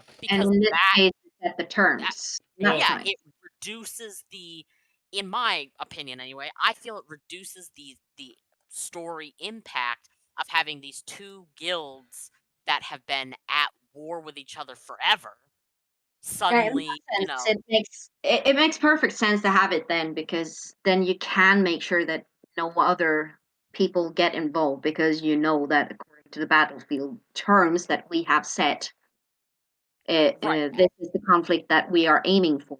So And I think anyone outside would not be able to participate in that sense. Then, yeah, and sure. and somebody had mentioned that they felt that, us being proven that we can't handle, uh organic PK, or not pointing out that it was the worst case scenario. I'm a 29-year-old lesbian playing a text game. I don't know what you want from me. I'm just giving you what I think it is. But in what I have seen as a player, I do not think that the player base has handled uh, organic PvP in a way that gives me any confidence of their ability to do so in a way that doesn't make the game unfun for somebody. yeah. This is a I think player that, moderation tool for conflict, is what it looks like to yeah. me. Absolutely, and I And think I that think that that the is a good. most important thing here I see from this one is that there is actually some kind of end game in it. So, Right. because Exactly. sometimes, uh, in previous conflicts where there have been, I Oh, think there was one from between Spine's Reach and Duran once. And and, I remember something about stealing catapults and they being towed away. And Spine's Reach went berserk and just decided that, okay, we're killing you until you give them back. we So people Inorian used to started have dying. recall in Uh, their sewers for half a day at a time. 6 what, hours at a time we were dealing with it. with It's with the something. with the catapults? This was a different conflict, but I know exactly what you mean, where it just goes on too long. No, And no, then no, no, no, no. It wasn't about that at all. It was about the fact that Spine's Reach went in and actually started killing people, and Duran was like, "Oh, please stop." And Spine's Reach was like, "When you give back our catapults, yes. I mean, they're ours. You stole them." And then at that point, I think that the catapults were given back, but some admin had infested them with bugs or something so that they spread, just so that Duran could have a small win. And it was like, so you go and steal something from Spine's Reach, you start a conflict, we respond and win that back, but admin comes and gives us bugs because you wanted some kind of win for it. Made it a bit strange because it felt like there was no end term or some kind of agreement in that sense that okay, so what do we get out of this? What's the end game? Yeah. I think you can see a lot of similar stuff. I've made no secret. I don't like Shrine Conflict. I don't like it at all. Um, and I think a big problem with Shrine Conflict, which maybe can be mitigated with battlefields in this Right. regard, is that if, say, I'm not in an order, let's say I'm in an order, my order is fighting Severn's. Does Severn have an order? No, my No. order is No, he's fighting the now with the Mothus's map. order. Yeah. Um, and I get my ass kicked because, of course, I do, right? Like Yes, you would get in your ass this kicked because you would situation. be fighting But me. then I can wait. I can wait, and then like it's nighttime, and I'm like, oh well, excuse me, while I walk over in the middle of the night when everyone's asleep, and I just put a shrine up again, or I just defile another shrine. There's not really an end for shrine conflict in the same way that there is for lessers or orrery. And I think Battlefield would let you define that end a lot better instead of it Mm. just being when one side gives up. Yeah. And I think this might be a like I could see this being the start of building up a intercity conflict sort of thing Yep. that actually works. A lot of people want a war system. We tried one for a little bit that wound up not being great. So like I see this as probably testing different things out to see what would work in a war system and what wouldn't. Right. Because you want a war system that uh is balanced as well. You don't want something that is again just people getting steamrolled.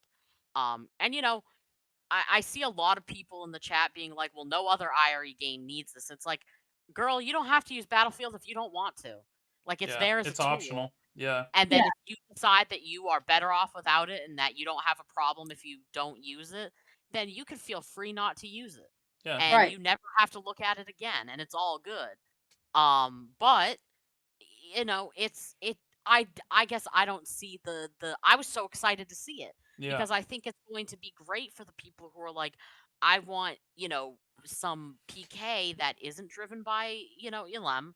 I want something that is just between guilds or orders or cities if you want something really big, but I don't want something where I have to give up my entire weekend staying up all night because somebody's going to light fucking Durin on fire and then we have to deal with the fact that that was how it goes.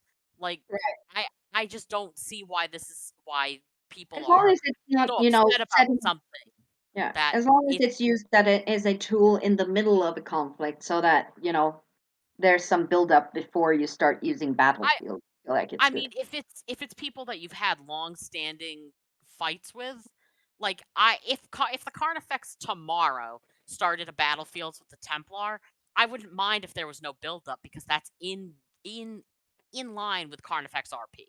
Is to just decide, let's go fucking attack them. You know what I mean? I I I think that battlefields is a great way to because they could say let's have a fight, but we're allowed to just not show up.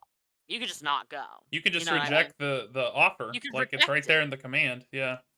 So it's total, there has to be consent on all sides. Like, yes, if is it better if it comes after some kind of RP'd conflict? Sure. But because you can reject or accept, it doesn't have to. Yep. Well, No, I think it'll be interesting this week to see how it shakes out with the Battlefield command. Obviously, we just got it hours ago. absolutely. We will definitely talk about this next time as well. And next time will actually be Devil's Night. You know, I hope we get some people in here to celebrate Devil's Night and Halloween next weekend. That'll be fun. Nice. Yeah, not me. That's right in the middle of free time. I will Sorry. totally do it by myself if I have to.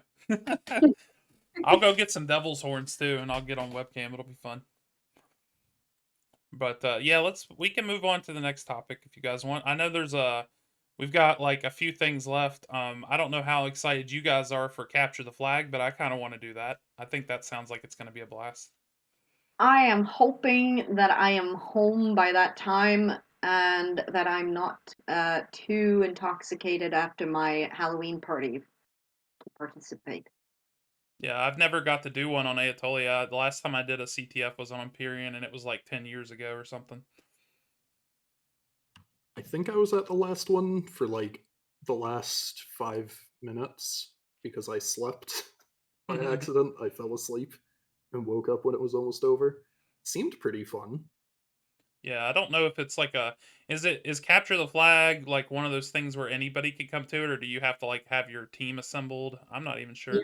you have to be part of a city usually, so it's capture the flag. So your city has a group of people fighting all the other cities, I think. Yeah, but do you Oh, have to like only have certain people? Like, can there only be certain amount of people signed up specifically, or is it just no, anyone who wants to participate? I think that it's for everyone. Cool. At 2 But a.m. my time, so we'll see what yeah, happens. I was gonna say, Tennis says in chat that there's still RP to be found in rejecting the Battlefield offer too. Plenty of opportunity for rabble rousing / shit talking. Battlefields also are not intended to replace anything, nor built on an assumption that people can't behave. Right. Oh, yeah, no, the assumption that people can't behave is entirely just based on being a player in the game. I didn't think that this was a thing that was built because we can't behave. It's clearly a thing that's built to prevent the kind of thing that the Hearn situation seemed to bring up. But as a player, I look at it and go, oh, good. We have a way to do these things without subjecting ourselves to players who can't behave. Yeah, And maybe that's the wrong way to look at it, but after the kind of raids I used to see on Enorian and the kind of order wars and stuff like that, I see it solely as a way to actually get some RP based PK that doesn't ruin my entire right. week. Because I have to be Yeah. logged in 24/7. And I also think just at the end of the day, just having it as a new tool is amazing. Yeah, Like Agreed. absolutely. it is such a good idea. I'm so glad to have it. I'm really Mhm. looking forward to seeing it used. I It could just even be wanted to used say that. it can even be used like it doesn't even have to be like in this I don't know if this is common knowledge, but I'm gonna say it. Uh Enorian and Durin are looking at starting war games. This is a perfect system to use for that because we can go, this is the set amount of time of your Right. skirmish for the war games. This is who signed up and said they want to be in it. Like it's perfect. It gives you so many things you could do other than even just cross tether. Yeah. And it doesn't even need to be like giant epic war stuff. You could have like small teams against each other Yeah. and stuff like Like that, Yeah. which is training, cool. you could use it for like RP with militia training, where you're like, okay, we're doing this exercise, this is what we're doing, that kind of thing. It's great. It gives you more. It's more tools for your toolbox. Yep, Yep. Tools are good. Yeah. indeed. But yeah, I was just gonna. I don't know if you guys wanted to talk about CTF too much. I don't know much about it, but I'm excited it's coming up, and I would say as a bit of an aside that like this whole month so far has been great. Everything's went great. I think it's been nice Mm. to have all these events going. Things to talk about every week have been great, especially the last few months. So I have one thing that I wanted to mention, and that is something that's come up in web, and that is that years ago, apparently, I was not around for that, so I might have missed it, but apparently they doubled some of the events to make sure that people from different time zones actually had a chance to participate and get the uh, honor lines and everything and that was available for the specific events. This mhm. time it's Starfall only that is doubled, Right, and it's sure they have actually managed to put in. So in Europe, we've managed to get Iron Epicurean, so that's a crafting event. The duel was at least at a reasonable time for me. It started at 10, I think, in the evening. and it didn't last too long, so it was possible to participate. And we get one starfall. But it would be kind of nice if more things were doubled to make sure that people get a chance to do everything and be part of everything, because it's kind of what we were hoping for in a sense when it was said that they would look at things and make sure that everyone got a chance to participate. Since they have done this in the past, it would be nice if they could double more things. Yeah, for sure. Maybe they will next time they do like a themed month like this. I I mean, really with as well as things have been yeah, going. yeah. I, Year 500 is coming up, and I'm yeah, just saying it would be nice because Europe's been sort of, unable to participate in a lot of things in the last few years. I'm not gonna lie, it's been very frustrating for someone like me living at GMT plus 2, so it's in 2 in the morning. yeah, Uh, when most things happen. It's the start of events, and that means that if I'm up at 2 in the morning, it means I have to stay up until 3, 4 in the morning because it runs for a long time. right. So just yes, thank you for giving us 3 events that we could participate in. We would kind of like a few more. It would be nice. I would guess.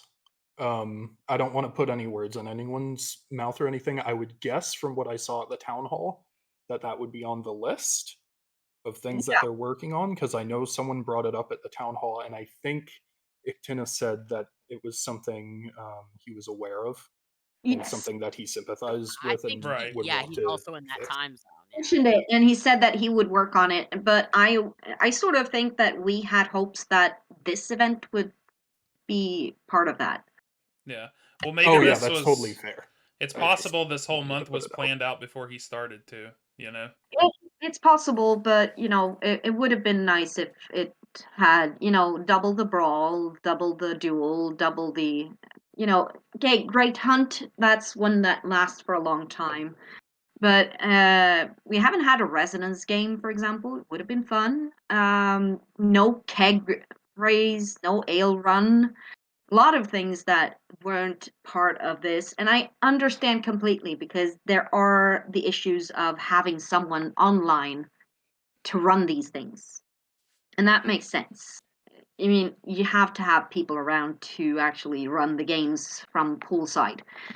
Um, but Uh, yeah, just it, we had hopes that this huge month would actually have more things doubled, I think.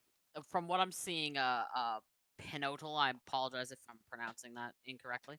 Um, it says that the Great Hunt ran for 48 hours. Kingslayer was open for a week. As far as they can see, it was only the brawl and the quiz that weren't very EU friendly. CTF is not 50-50. CTF takes place at 2 o'clock in the morning, 1 o'clock in the morning for the UK. Well, that's also Ictinus in chat for those that didn't know. But yeah, Um, Survivor should be fine too. He said it depends on where in Europe you are. the CTF 50-50, depending upon where you are Yeah, in Europe. CTF is not, that one is all at after midnight. So looking at the events, let's see I have mine up. The Great Hunt was a long time thing, and the Kingslayer tournament was amazing. It was so much fun to be part of. The history quiz, I would have loved to do that, but that was in the middle of the week and in the middle of the night. That one, if that could have been double, would have been fantastic. The brawl would have been fantastic if that was doubled as well. I'm sure that the Iron Epicurean could have been doubled as well to make sure that more people were involved and you couldn't enter it more than once.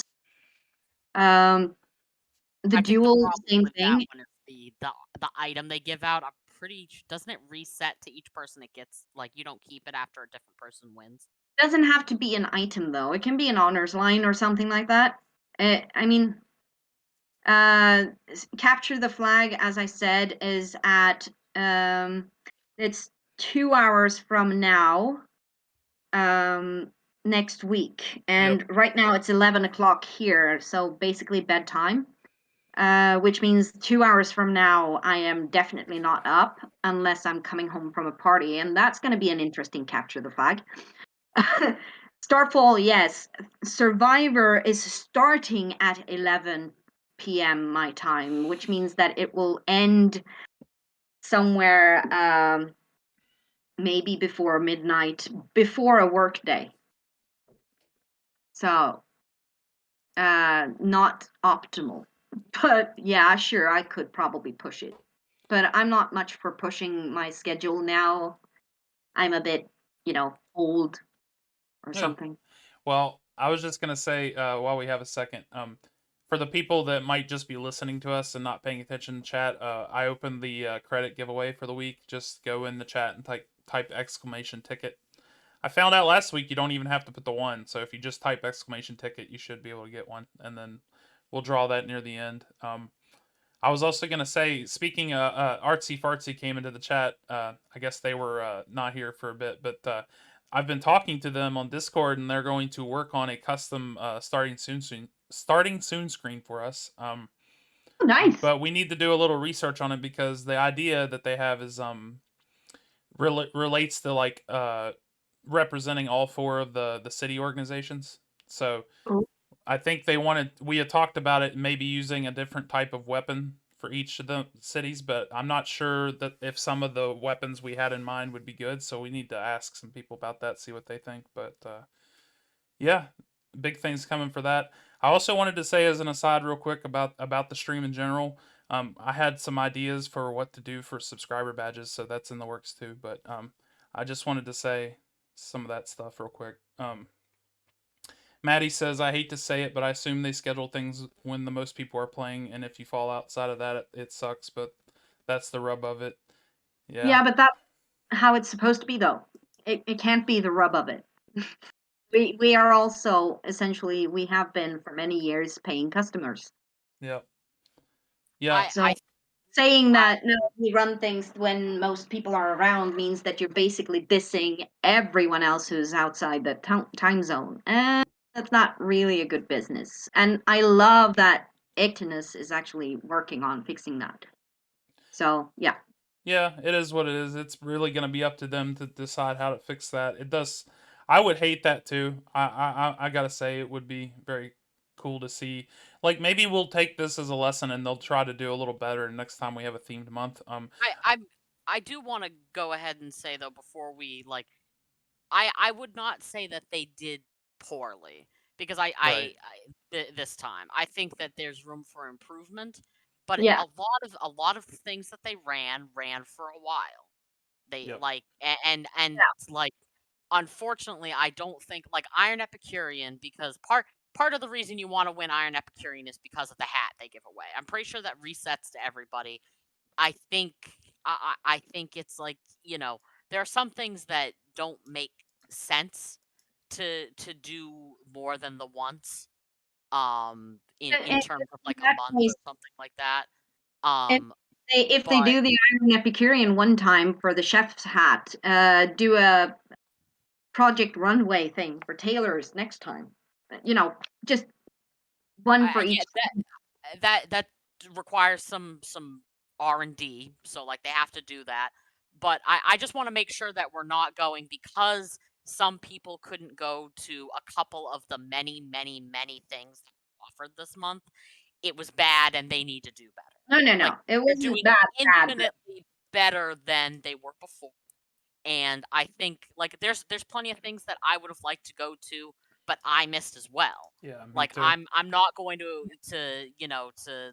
and mind you, I'm in a time zone where I usually can go to things, so it's a totally different ball game. But there's Yeah, always going to be something that you can't get to, yeah, unfortunately. and And I just I want to make think sure that's the admin thing don't that feel like they're piling on them because there were a few things that EU people couldn't get to. right. That's all. I just don't want them to feel discouraged No, because of I mean, in general, I actually was when I was discussing this in web, I was saying that hey, we could actually go to things. Seriously, and not every year or every time we've had these things, we have been able to go to things. So this one it's up. It's good because we have been able to participate. But when you consistently have events starting at Howling, all events, even RP events, new releases, things that happen in the game, when you start global events, everything starts at Howling, which means it's in the middle of the night for Europe. I think And an then interesting way. if that happens consistently and you also miss out on these events, that's when you're like, I pay for this too, please. Yeah. That's why people say, can you please just, shift things around? I think an interesting way I to don't know. handle it. We haven't had any like really long events where we could see this happen, but I think an interesting way to handle it would be, it doesn't have to be that an event beginning is run twice or anything like that. I just think if you have different beats happen at different times, because realistically, you figure your character's going to go to sleep at some point.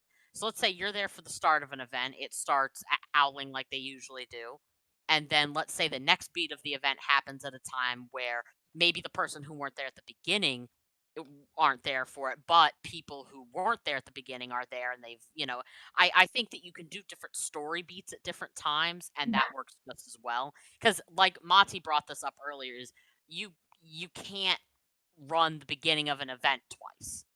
It's not, it's not like a different server thing in like, Final Fantasy or whatever, where it, because you're an individual player, it only starts when you trigger it. It's something that's happening real time all over the server. So they can't run story beats twice, but they can put story beats at different times in the day so that different people can get different RP moments out of a single event. Yeah. Yeah. Yeah. And that's something that would be nice because it gives us a sense of actually being part of the major events as well. I like the Earthcaller release because that meant that everyone was able to participate even in the off hours. So yeah, good Yeah. thing. I liked it. Yeah. I hope the Indorani mirror release is fun for everyone as well. I am excited. That's good. That sounds like it's gonna be fun. I was gonna say we can just quickly touch on the change log. I like to do the weekly automated change logs. I know sometimes there's not like a lot exciting to talk about, but we had another good one here where there's a prompt to confirm transferring artifact powers as well as a prompt to confirm before you transfer the last power. Hey, thank you very much for the subscription, Segniest. I'm not sure who you are in Ayatollah, but we greatly appreciate it. Well, before I talk about this, I actually want to continue what I was going to say because apparently some people liked my ideas for the subscriber badges. Whenever I get somebody to make them, the idea I had for the subscriber badges coming up is that we're gonna do them in because there's a 1 month badge, a 2 month, a 3 month, a 6 month, a 9 month, and a 12 month. That's just how Twitch is. And I was going to do them in phases of the moon. Like have new moon be the month 1 and then have them, half moon be like month 3. And then the 9 month at the end will be full moon, but then the year will be blood moon. I thought blood moon would be really cool for Ayatollah themed. That's what we're gonna do for subscriber badges, I think, whenever I get somebody to make them for me. But yeah, let's talk about the changelog real quick. Like Ice had said in chat, Muse Snort is the best primo. They're adding, they've been adding these emotes in with the changelog, which is really cool. I like everything here. There's things that don't apply to me too much, like I don't really use Eliminix or whatever, but it's cool that it has colorful headings. They looks like they finished the Den of Shadows not having immune to critical hits, which is very cool. It's nice to see work continue on that area. And I'll go ahead and type it into the game, but like I was gonna say, it looks like as soon as it happened at the duel, they then fixed the cleansing, curing, mending breaks thing, which is obviously great. But let's type amuse snort. You snort in amusement. I'm sure that looks better in third person. Nope. No, Does For me, not? No, it's enough because every time you I use It's wanted enough. to snort at a joke, it would be like, "You snort arrogantly." Oh, Yeah. I see. I Yeah. see. Like, yeah. it's nice to have one where you're just like, exhaling out of your nose because something was kind of funny. Yeah. Yeah. So if you use M show amused snort, you see all the variants Oh of it. yeah. I forgot about that command. And M show huff shows the huff part. There we go. Nice. Look at that. I'm always down for more premotes, even though like I use premotes a lot more than I should. But like, you know, I like a I good don't think premote. there's any shame in it.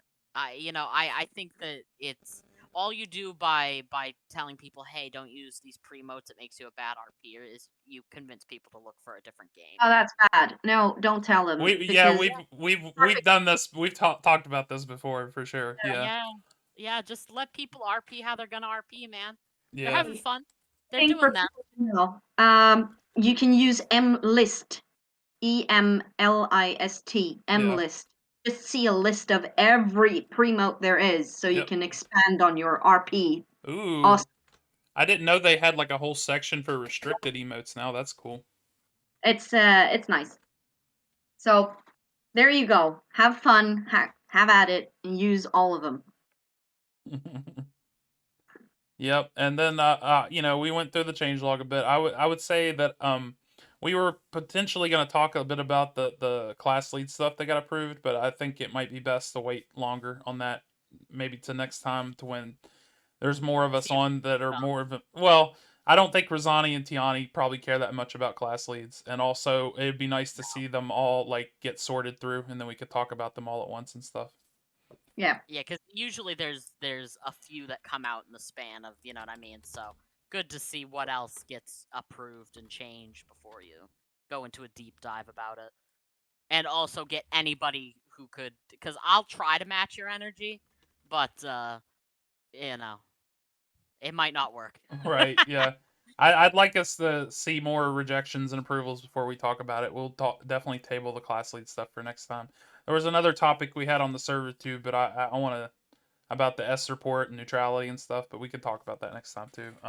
I guess that only really leads us with personal in-game stories for the week, and we touched on this earlier. I think the biggest one for me this week so far was last night with the knighting. knighting. Yeah. Yeah. And there was also some stuff that happened the night before that you didn't see, where for whatever reason the character Haley decided to kind of eh, Haley and Deonta ended up telling Rasani about it, but I right. would love to hear what else happened. Well, Haley and Deon. Just for some context, Deonta is an NPC played obviously by Solani and has been going through the progression system in the Templar for several real life months now. And then Involved some kind of chaos thing with Ome.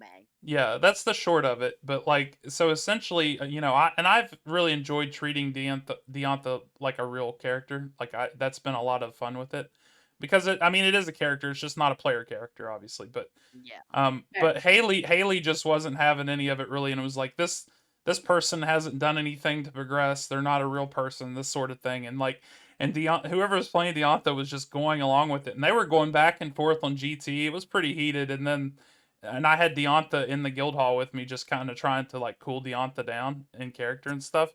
And then like Kalina came in there too, and we were all talking. And then later on, Haley actually came in person, and then they kind of made up. It was actually kind of fascinating. Like it was really cool role play, and then they like became friends by the end of it. But that was a very cool like small role play moment that I had this week. So Yeah, the whole That's Deonta fun. thing is great. Um, the the thing I enjoyed most, which I'm not involved with Ome's org really, but it is the forging of her shield was a lot of fun. yeah, That's one of my favorite parts of, even when I'm not the forge master for the Templar, people usually come to me to get their shield made, and I love doing it because I think that there's a lot of ceremony and stuff that you can really build into creating a shield.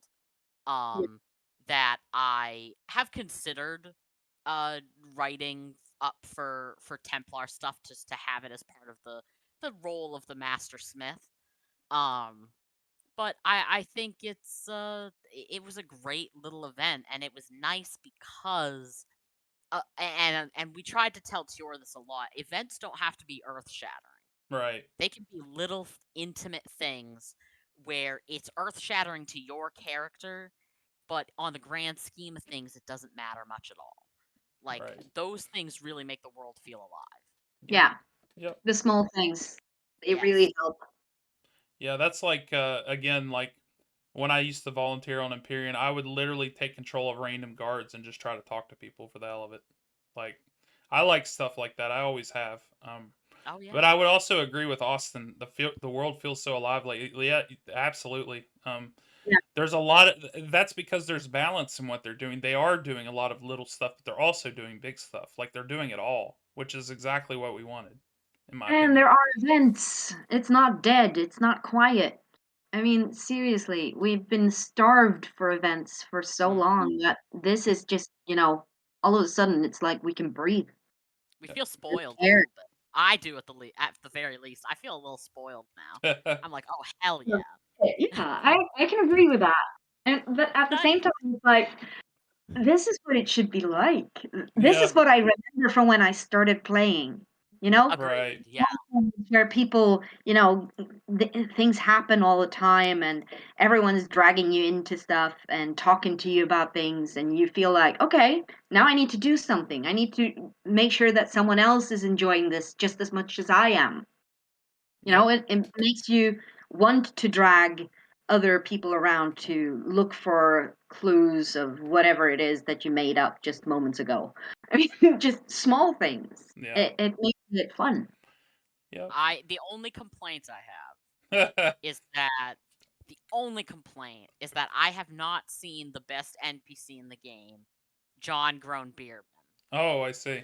I miss him, and I hope to see him again. He was just a delight, and it was just such a silly, stupid little thing that you could do. That was just, fuck, three kids in a trench coat trying to get liquor. Love that. I want to see more of John Grown Beerman. That's my only complaint. That's the only thing that I think is wrong with Itolia right now. Yeah. Is there's not enough John Grown Beerman. Reading that log made me laugh out loud. It So was good. hilarious. It was, and those are the things that I remember too. I mean, just all of a sudden something happens. I mean, I can distinctly remember a memory of two people arguing at Four Corners in Enorium that time. Everyone was standing at Four Corners. I think was it Osai? Maybe. He was standing there, and all of a sudden, his wife came in with a frying pan, hitting him over the head, and they started having an argument about something. I have no idea what it was. Can't remember. It was hilarious. It was one of those, okay, so this is sort of like normal married life, that kind of feeling you got from it. But it brought everything alive. It made it feel like, okay, people actually have normal lives. Yeah. It made it fun. Yep. I would honestly, and I've tried instigating this a little bit by myself. Is like I would really like some stuff to happen with the Dwamvi and the Akari host again. Uh, I haven't really seen that happen at all the whole 2 years I've had this character. There's not been anything touched with it that I know of, other than a bond coming that one time like 2 years ago and just talking to us randomly. But I've went to the Akari Tower in Enorian and like tried to talk to some of the NPCs, but they never respond. And I don't know if that's because they don't want to do anything with the Dwambi or it's just not in the cards or whatever. But that's something that I would like to see happen. But that's just my own personal thing. I suspect the Dwamvi is like the next time something happens with them, it has to be big. Right. Because it was such a huge thing. The last two things we had happen with the Dwamvi were, one, we could become one, Right. and two, the too much shadow in the plane almost killed every Dwamvi that was on the plane. Right. So Yeah. like Right. I think the next thing that happens with the Dwamvi has to be big. Otherwise, it's like you know. That's not gonna make sense. Yeah, Yeah. it would. Well, I was just thinking it'd be nice to be able to like talk to the NPCs and start the thread. Be like, oh, what's been happening in your plane? What can we do to help? Like, what's going on with you at all? But it's just not happening so far. And I know if you read the help file for all the different gods that are warden over whatever planes, that Demariel is the warden of the spirit planes. So like, I don't know. It's hard to also take that route, given that I'm in his order and I just haven't seen him around much, so I can't really even take that angle with it. But maybe I someday. I think Demariel is like Demariel. I feel is probably a hard god to take on because Yeah. he's just kind of a sad man, you know. What? What do So you it's mean? like no, not like sad as in pathetic, but like he's burdened with the truth, Yeah. which is arguably one of the hardest things to be burdened with Right. in this world that we're playing in. So it's got to be difficult to play somebody that is that burdened and sad all the time. So I totally get people like being like, I could do Demariel, and then getting into it and reading all the shit they've got to know, and they're like, oh my god, this is so much. Yeah. Like, I don't know what happened to whoever's playing Demariel. I've speculated about it on our Discord server, but it's mostly that we're under the assumption that whoever's playing him, probably just isn't, it has stuff going on in real life, Yeah. which is I perfectly acceptable. I just I eagerly await them to be able to play him again. if I'm ever able to go up for Solani, I'd love to try my hand at Sad Man Demariel. I'm very good at playing sad boys, so I, like I I would love I that. will say this: the last time, I'll let you go in a second, Iaku. I wanted to say something. Oh, Sorry, that's fine. I just wanted to say one thing about Demario. The last time I saw him in character was at the Waterfire Festival when he was there with Ethne. And there was like music going on. And he was not that sad. He was actually tapping his little star metal peg leg on the ground to the beat of the music. God, that was a fun event too. Yeah. Forging that, that was so fun. Go ahead, Iaku. Oh, I was just gonna weigh in. I think it's kind of funny. Atolia does have a lot of like sad boy gods, doesn't Right. it? We Like do, yeah. Hearn used to be very sad, very drunk all the time. Was kind of the impression I I hope got. he's more fierce now. I want just vicious beast man hair. Yeah, You know me what I too. mean? He changed his smite to them getting ripped apart by dogs. Yeah, I saw Love that. that. Nice. Ooh, beautiful. Yeah. Heron has always struck me as one of those gods that's literally one of the most powerful, but he's like super aloof and you don't see him come out from the hunt very often, but when he does, he's just like super badass. But I haven't seen many zaps or something like that in a good while. Used to be a lot more common. I think that people, angered the gods maybe a bit more yeah. back in the day when I started playing because I remember seeing zaps everywhere. Yep. Yep. It's I was gonna say, I mean, I think that's all we got for topics this week, unless you guys want to keep going with anything you'd like to talk about. Otherwise Oh, I we was can get just out of here. gonna Yep. touch on the Duamvi thing. I would love Okay. to see more Duamvi stuff too. Yeah. But I also I totally get they seem much more tied into big world shaking stuff Yeah. historically. So Well, the thing that I find fascinating about Duamvi is like for example, the last time I saw one of the big Duamvi was a Bon who I just honors. Um, there's all these things in his honors about him, but like I can't find a lot of this stuff in events or announce posts. So I don't know what it is, and I'd just like to learn more about it. Like it seems fascinating to me, but there's just not, unless you were there and talking to the NPC like Rosani was, or in that initial event. There's just not like a lot of like, what's the word, exposition or whatever. Like I don't know who Ubaran is. I don't know where Amlesh is or what it is or anything about it. Things like that. Actually wrote an idea for the commemorative tome. I don't know if you all have managed to get the full one yet. But if you go to Tegoleth and you get that commemorative tome where you can walk around and find different places, I wrote up an idea about that where I basically said that write stuff up about that particular event and put it into the tome, so it's easy for you to find the information if you need it. Yeah. So I don't know, Eric's, if you have one of those tomes. Yeah, I do. I finished mine the other day. Yeah, because if you pull that up and you can just see all the events, you find a lot of things that you would perhaps want to know more about, or you know a little bit about it, but you can't always find all the information about it. It would be nice with it, even if it's just a blurb, or if it's, blurb together with these news posts give you more information. That would be kind of neat. So you could read tome 1 to see Yeah. what kind of information there is about the birth of the great oak, for example. Yeah. I was gonna Mhm. say, I wanted to say real quick, just in the next minute or two, I'm gonna pull the winner for the credit giveaway. So if anybody hasn't entered and wants to, go ahead and do that.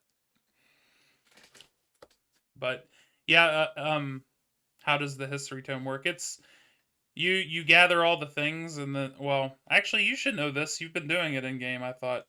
Um, or is No, but I she think talking it's about? more like a turn tome just to get the different effect of it. Have you tried that? Yeah, you gotta like drop it, I think, and then it starts doing it. But I haven't. I'll go ahead and do that since we're doing this anyway. See what it looks like. Yeah, the artsy fartsy's like, yeah, it's finished, but what do I do with it? Yeah, you have to like, you can turn it to make it go slow or fast, apparently, or apparently I turned it all the way down. I don't want to do that. Slows down. Okay, you can have it normal, slowed down moderately, or crawl. And then you're supposed to be able to drop it, and it's supposed to give you ambiance messages, but I haven't. It doesn't seem to be doing it yet for me. No, I don't have any ambience either. It might It, be that you have to go to one of those locations. I don't know. that would make sense to be in the location where something happened. All right. The Dwamvi, on the subject of the Dwamvi thing, um, I think it would be difficult to get the core of that event down because the start of the event we had 3 players, myself, Benedicto, and Carhouse, Right. who were selected for whatever reason, usually because of our pre-existing uh relationship with a Dwamvi. Like I think Benedicto had a history with, I think, a Bon. Carhast had been doing a lot of like religious stuff, so he was with the Illumini. And then Rasani had a long-standing relationship with Neon V, like as a friend and confidant. So Right. because the start of those events were so personal, like nobody knew that Rasani had turned into a Dwambi until somebody, I honestly think it may have been Eric's as a page or something, found her bleeding and gasping after being turned into a Dwambi No, it and was brought somebody to the else. infirmary. But that It was sounds somebody pretty else. badass. So like they were such personal little events, or at least Rasani's was, that like it's difficult to have that placed into something where somebody could rewatch the beginning of that event, because it kind of began in 3 different places, and in some cases was very intimate RP with just a character NPC that you had bonded with in your time as a player. Um, but I'll see if I can get the name of the books, and Iaku, I'll send them to you. There are, I think, a couple that you may not have access to because they're in the Pentarch's archives. But I'll try to get them for you so you can get at least more information on them that way. But I agree, I'd love another Dwamvi event because I think they are so fucking cool. Yeah. And back when I used to be like, oh, maybe I'll get to 200, my thought was I want to be a Dwamvi. Yep. Now I am one just because they made it something you could be, but I just think they're so cool. Yeah. They're Well, so that's. neat. I don't know if I'm ever gonna get 200, but that's been kind of my idea because like I'm the closest one in our guild that's to 200, and my idea has been like I want to have my 200 race be something to do with the Dwamvi, like either whatever that means. But I don't have a lot of like cement ideas for that because there's not. It doesn't feel like there's a lot of information about them, because we haven't done much with them since that big event that you mentioned. So I don't know. there were things in the beginning, like before that event. There's other information about them. I'll try and find the books that I feel like I remember them being, and I will give you a list so that we can just kind of compile it somewhere Yeah. if people want to know about them. I don't know. I don't know if I'm like ever gonna get to level 200 before they stop doing the unique races or not, because that seems like it's probably gonna happen. Like I'll probably get there the day after they're like, "Nah, we're not doing that no more." But that's the way I assume it's gonna happen. But I I I think they may run into a few more problems with that than they are anticipating. yeah, Because they've now done it for a few people that it then becomes like you're telling one customer, yeah, this guy got this, but then you're telling the other customer, well, you don't get that. They may run into a problem with it. I don't know. I don't like hunting enough to go after 200. right. Me Um either. But I'm just all like, I just, as a consequence of playing the game a bunch and doing things, I level, and I'm just, I don't know. I figure if I get close enough, I might as well push to do it. But yeah, yeah, 100%. So I just to mention it, I have been standing in one of the locations for the commemorative tome with the tome dropped to the ground and on normal speed without getting any messages whatsoever. So if it's supposed to be doing something, that maybe something is not quite right with it. yeah, it's not working for me either. I've had it Sounds dropped like for we the could fix past some like 10 bugs in. minutes. It's Yeah. okay.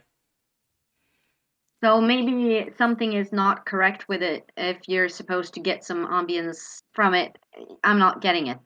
Doesn't matter Wyatt what I says do with it. location has nothing to do with the tome. It's just very spaced out.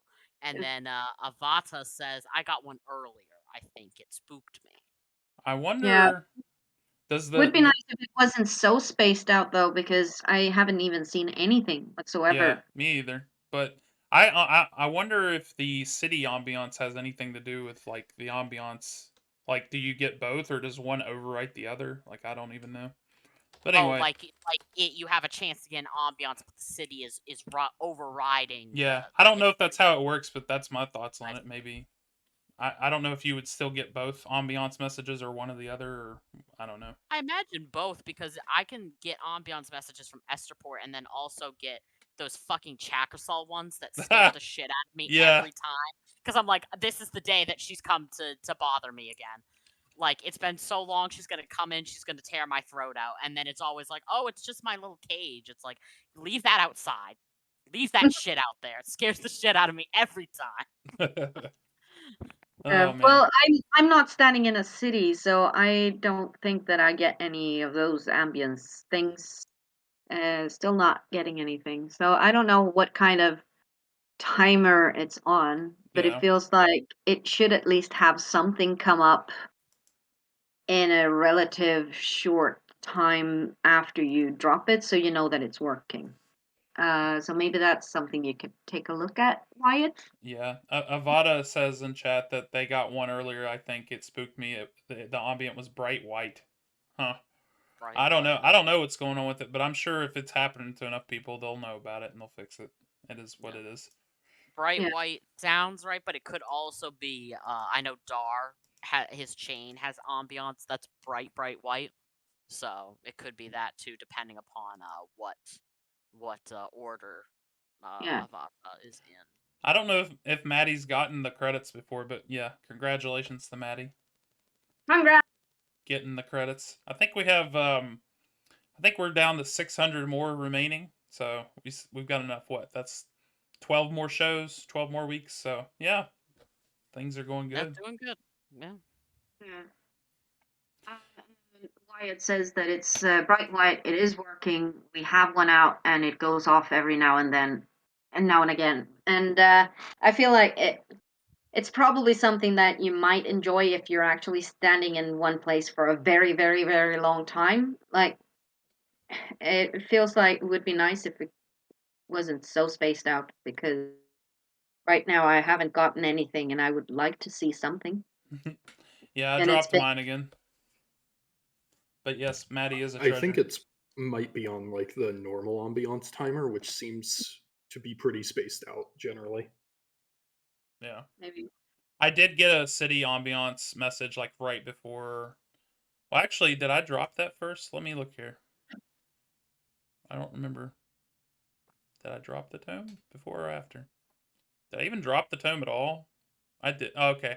I got the city ambiance message, and then I turned the tome twice, and then I dropped the tome. So maybe I don't know. Maybe you just have to wait until the next ambiance tick. But regardless, I'm glad that I got it done. Mine was a little later getting done than some other people I know because I didn't do it for 2 days during the Great Hunt. Just So one day, I think. yeah, I wish you could keep doing them anyway, even though you finished it. yeah, Uh, even if you finished the 21, that you could, you know, finish the last few if you wanted to. yeah. Would I'd have been. love to see them let you reuse this tome and add more stuff to it over time, like for other events. I think that would be really cool. Yeah. Artsy Fartsy says that they were disappointed not being able There to it do one. goes. Too, so. Yeah. I got the message. I got one of the message, but yeah. Artsy Fartsy was talking earlier about how they've been low on energy lately, so it makes sense that they couldn't get it done. Unfortunate though. Yeah. But yeah, we're gonna. I think I know what we're gonna do now for the subscriber badges and everything, but we're still thinking about the custom emotes. But I definitely think Rosani's catchphrase needs to be one of them. Real nice fuck, yeah. Yes, Yeah. that. Look, it is one hilarious and two it brings tethers together because I Oh, know does it? Knights over in Shadow are using it too. I've Nice. Yeah, seen the logs. I know they're using it. they are. It's great. Oh gosh. It's what this community needs. Is something we Really? can shout at each other that isn't insulting. Yeah. Yeah, RKF. Yep. Yeah, RKF. RKF. RKF is that like RKF is probably going to be the emote, but I want to make it like I don't know what it should look like, and you should probably help me with that, Rosani, because it's your saying. We'll figure it out. Yeah, we'll figure it out. I don't mean you have to do the art for it, but come up with some ideas for me, and we'll get Certainly, somebody to do it. we'll Yeah. figure it out. We'll find something good. But it's just Rosani flexing with an RKF is Yeah. tattooed. I've Nice. been thinking about. I'm working on because we had talked in the early stages of this, and I think we should open it to people who have shops in game. The idea of advertisements for shops that are in the game running during the like loading, like the the pre. the starting soon I screen. think I that's would be so cute. 100% fine with doing that. I think that would be amazing. I think that's so cute. I think it's like a cool way to, oh, I didn't know that this shop even existed because I just think it would be great. I think if anybody has a poster that they've drawn for their shop, send it this way. I would love that. I think that's cool. Yep. Yeah, we again, one thing I used to do when I started up the audio podcast a couple years back was that we would do ads for guilds in our voices, and I did one for the Templar that I was very proud of. That was me being the orc Templar we have in the guild hall. So Oh yeah, yeah. it was a lot of Could fun. do it But for guilds too. I think shops should be the primary focus yeah, for doing posters. But I think if a guild came up with a cool recruitment poster to put up there, yeah, that would be fun too. I would 100% throw anyone's recruitment poster they want up as long as it is not sexual in Insult. nature. Yeah. Well, Unless it's just words like real nights fuck. I mean, that's fine, but like, you I, know what now I now mean. hold on. A lot of my burly chest posters are pinups. Is that acceptable? Well, as long as it's tasteful, I suppose. They're all I tasteful. I can't They're have all we can't have, animated swinging dick. porn, Yeah. on Twitch or we'll get banned, so. Yeah, can't do the. Issa, do you want one for your tavern? Let's talk. I'll make you a pinup poster for your tavern. Yeah. Anybody that wants to do any of this, I'm 100% fine with like redoing the starting soon screen and just have like a slideshow of these things or whatever. Whatever we need to do to make it happen, I'll make it happen. But Sounds great. I think we're probably all about ready to get out of here. I didn't eat today before I came on, so I'm kind of hungry. I'd like to go eat Yeah, dinner. good food, dude. Dang. Well, But I mean, I ate this morning, but yeah. But yeah, Well, Artsy Fartsy's willing to let us draw stuff or drawing stuff for us. They're gonna do the starting soon screen. We're gonna we're gonna make sure everything gets done. It's just been real hard to focus on it with everything happening in game and then me working and all this other stuff. But we'll get it done soon. Uh, Yep. I was also gonna. This is kind of an idea for probably that I should say to us on the Discord, but it's an idea I've been having. I don't know how people feel about the idea of opening our Discord server for the stream to the public, at least with like its own little channel, and maybe hide the channels we use now. I think that I've been thinking about that lately, but I don't know. oh, to get like topic ideas from people and that kind of thing. Yeah, I just mean that, like, people maybe to subscribers. I don't know. I don't really want to hide it behind subscription either. That's kind of lame. But uh, I know a lot of It is people. very streamer though. Yeah, I know. Like, I know I follow other streamers, and that's kind of a thing they do. They're like, "Oh, you subscribe and you join our Discord." But my favorite streamer, my friend Gamma, he doesn't do that. He just lets anybody join. So, but I don't know. I don't know how different it would end up being than just having the official Discord server either. It's like we could probably just have a channel for that on there, but I don't know. It's all weird. It's something to think about. Yeah. Well, I have to drop out now. Yeah. So. Yeah. We'll see you later. We're gonna go too soon. All right. I guess we're gonna get out of here, everyone. Y'all have a good evening. Yeah. See you next time. Yeah. Bye. Wonderful.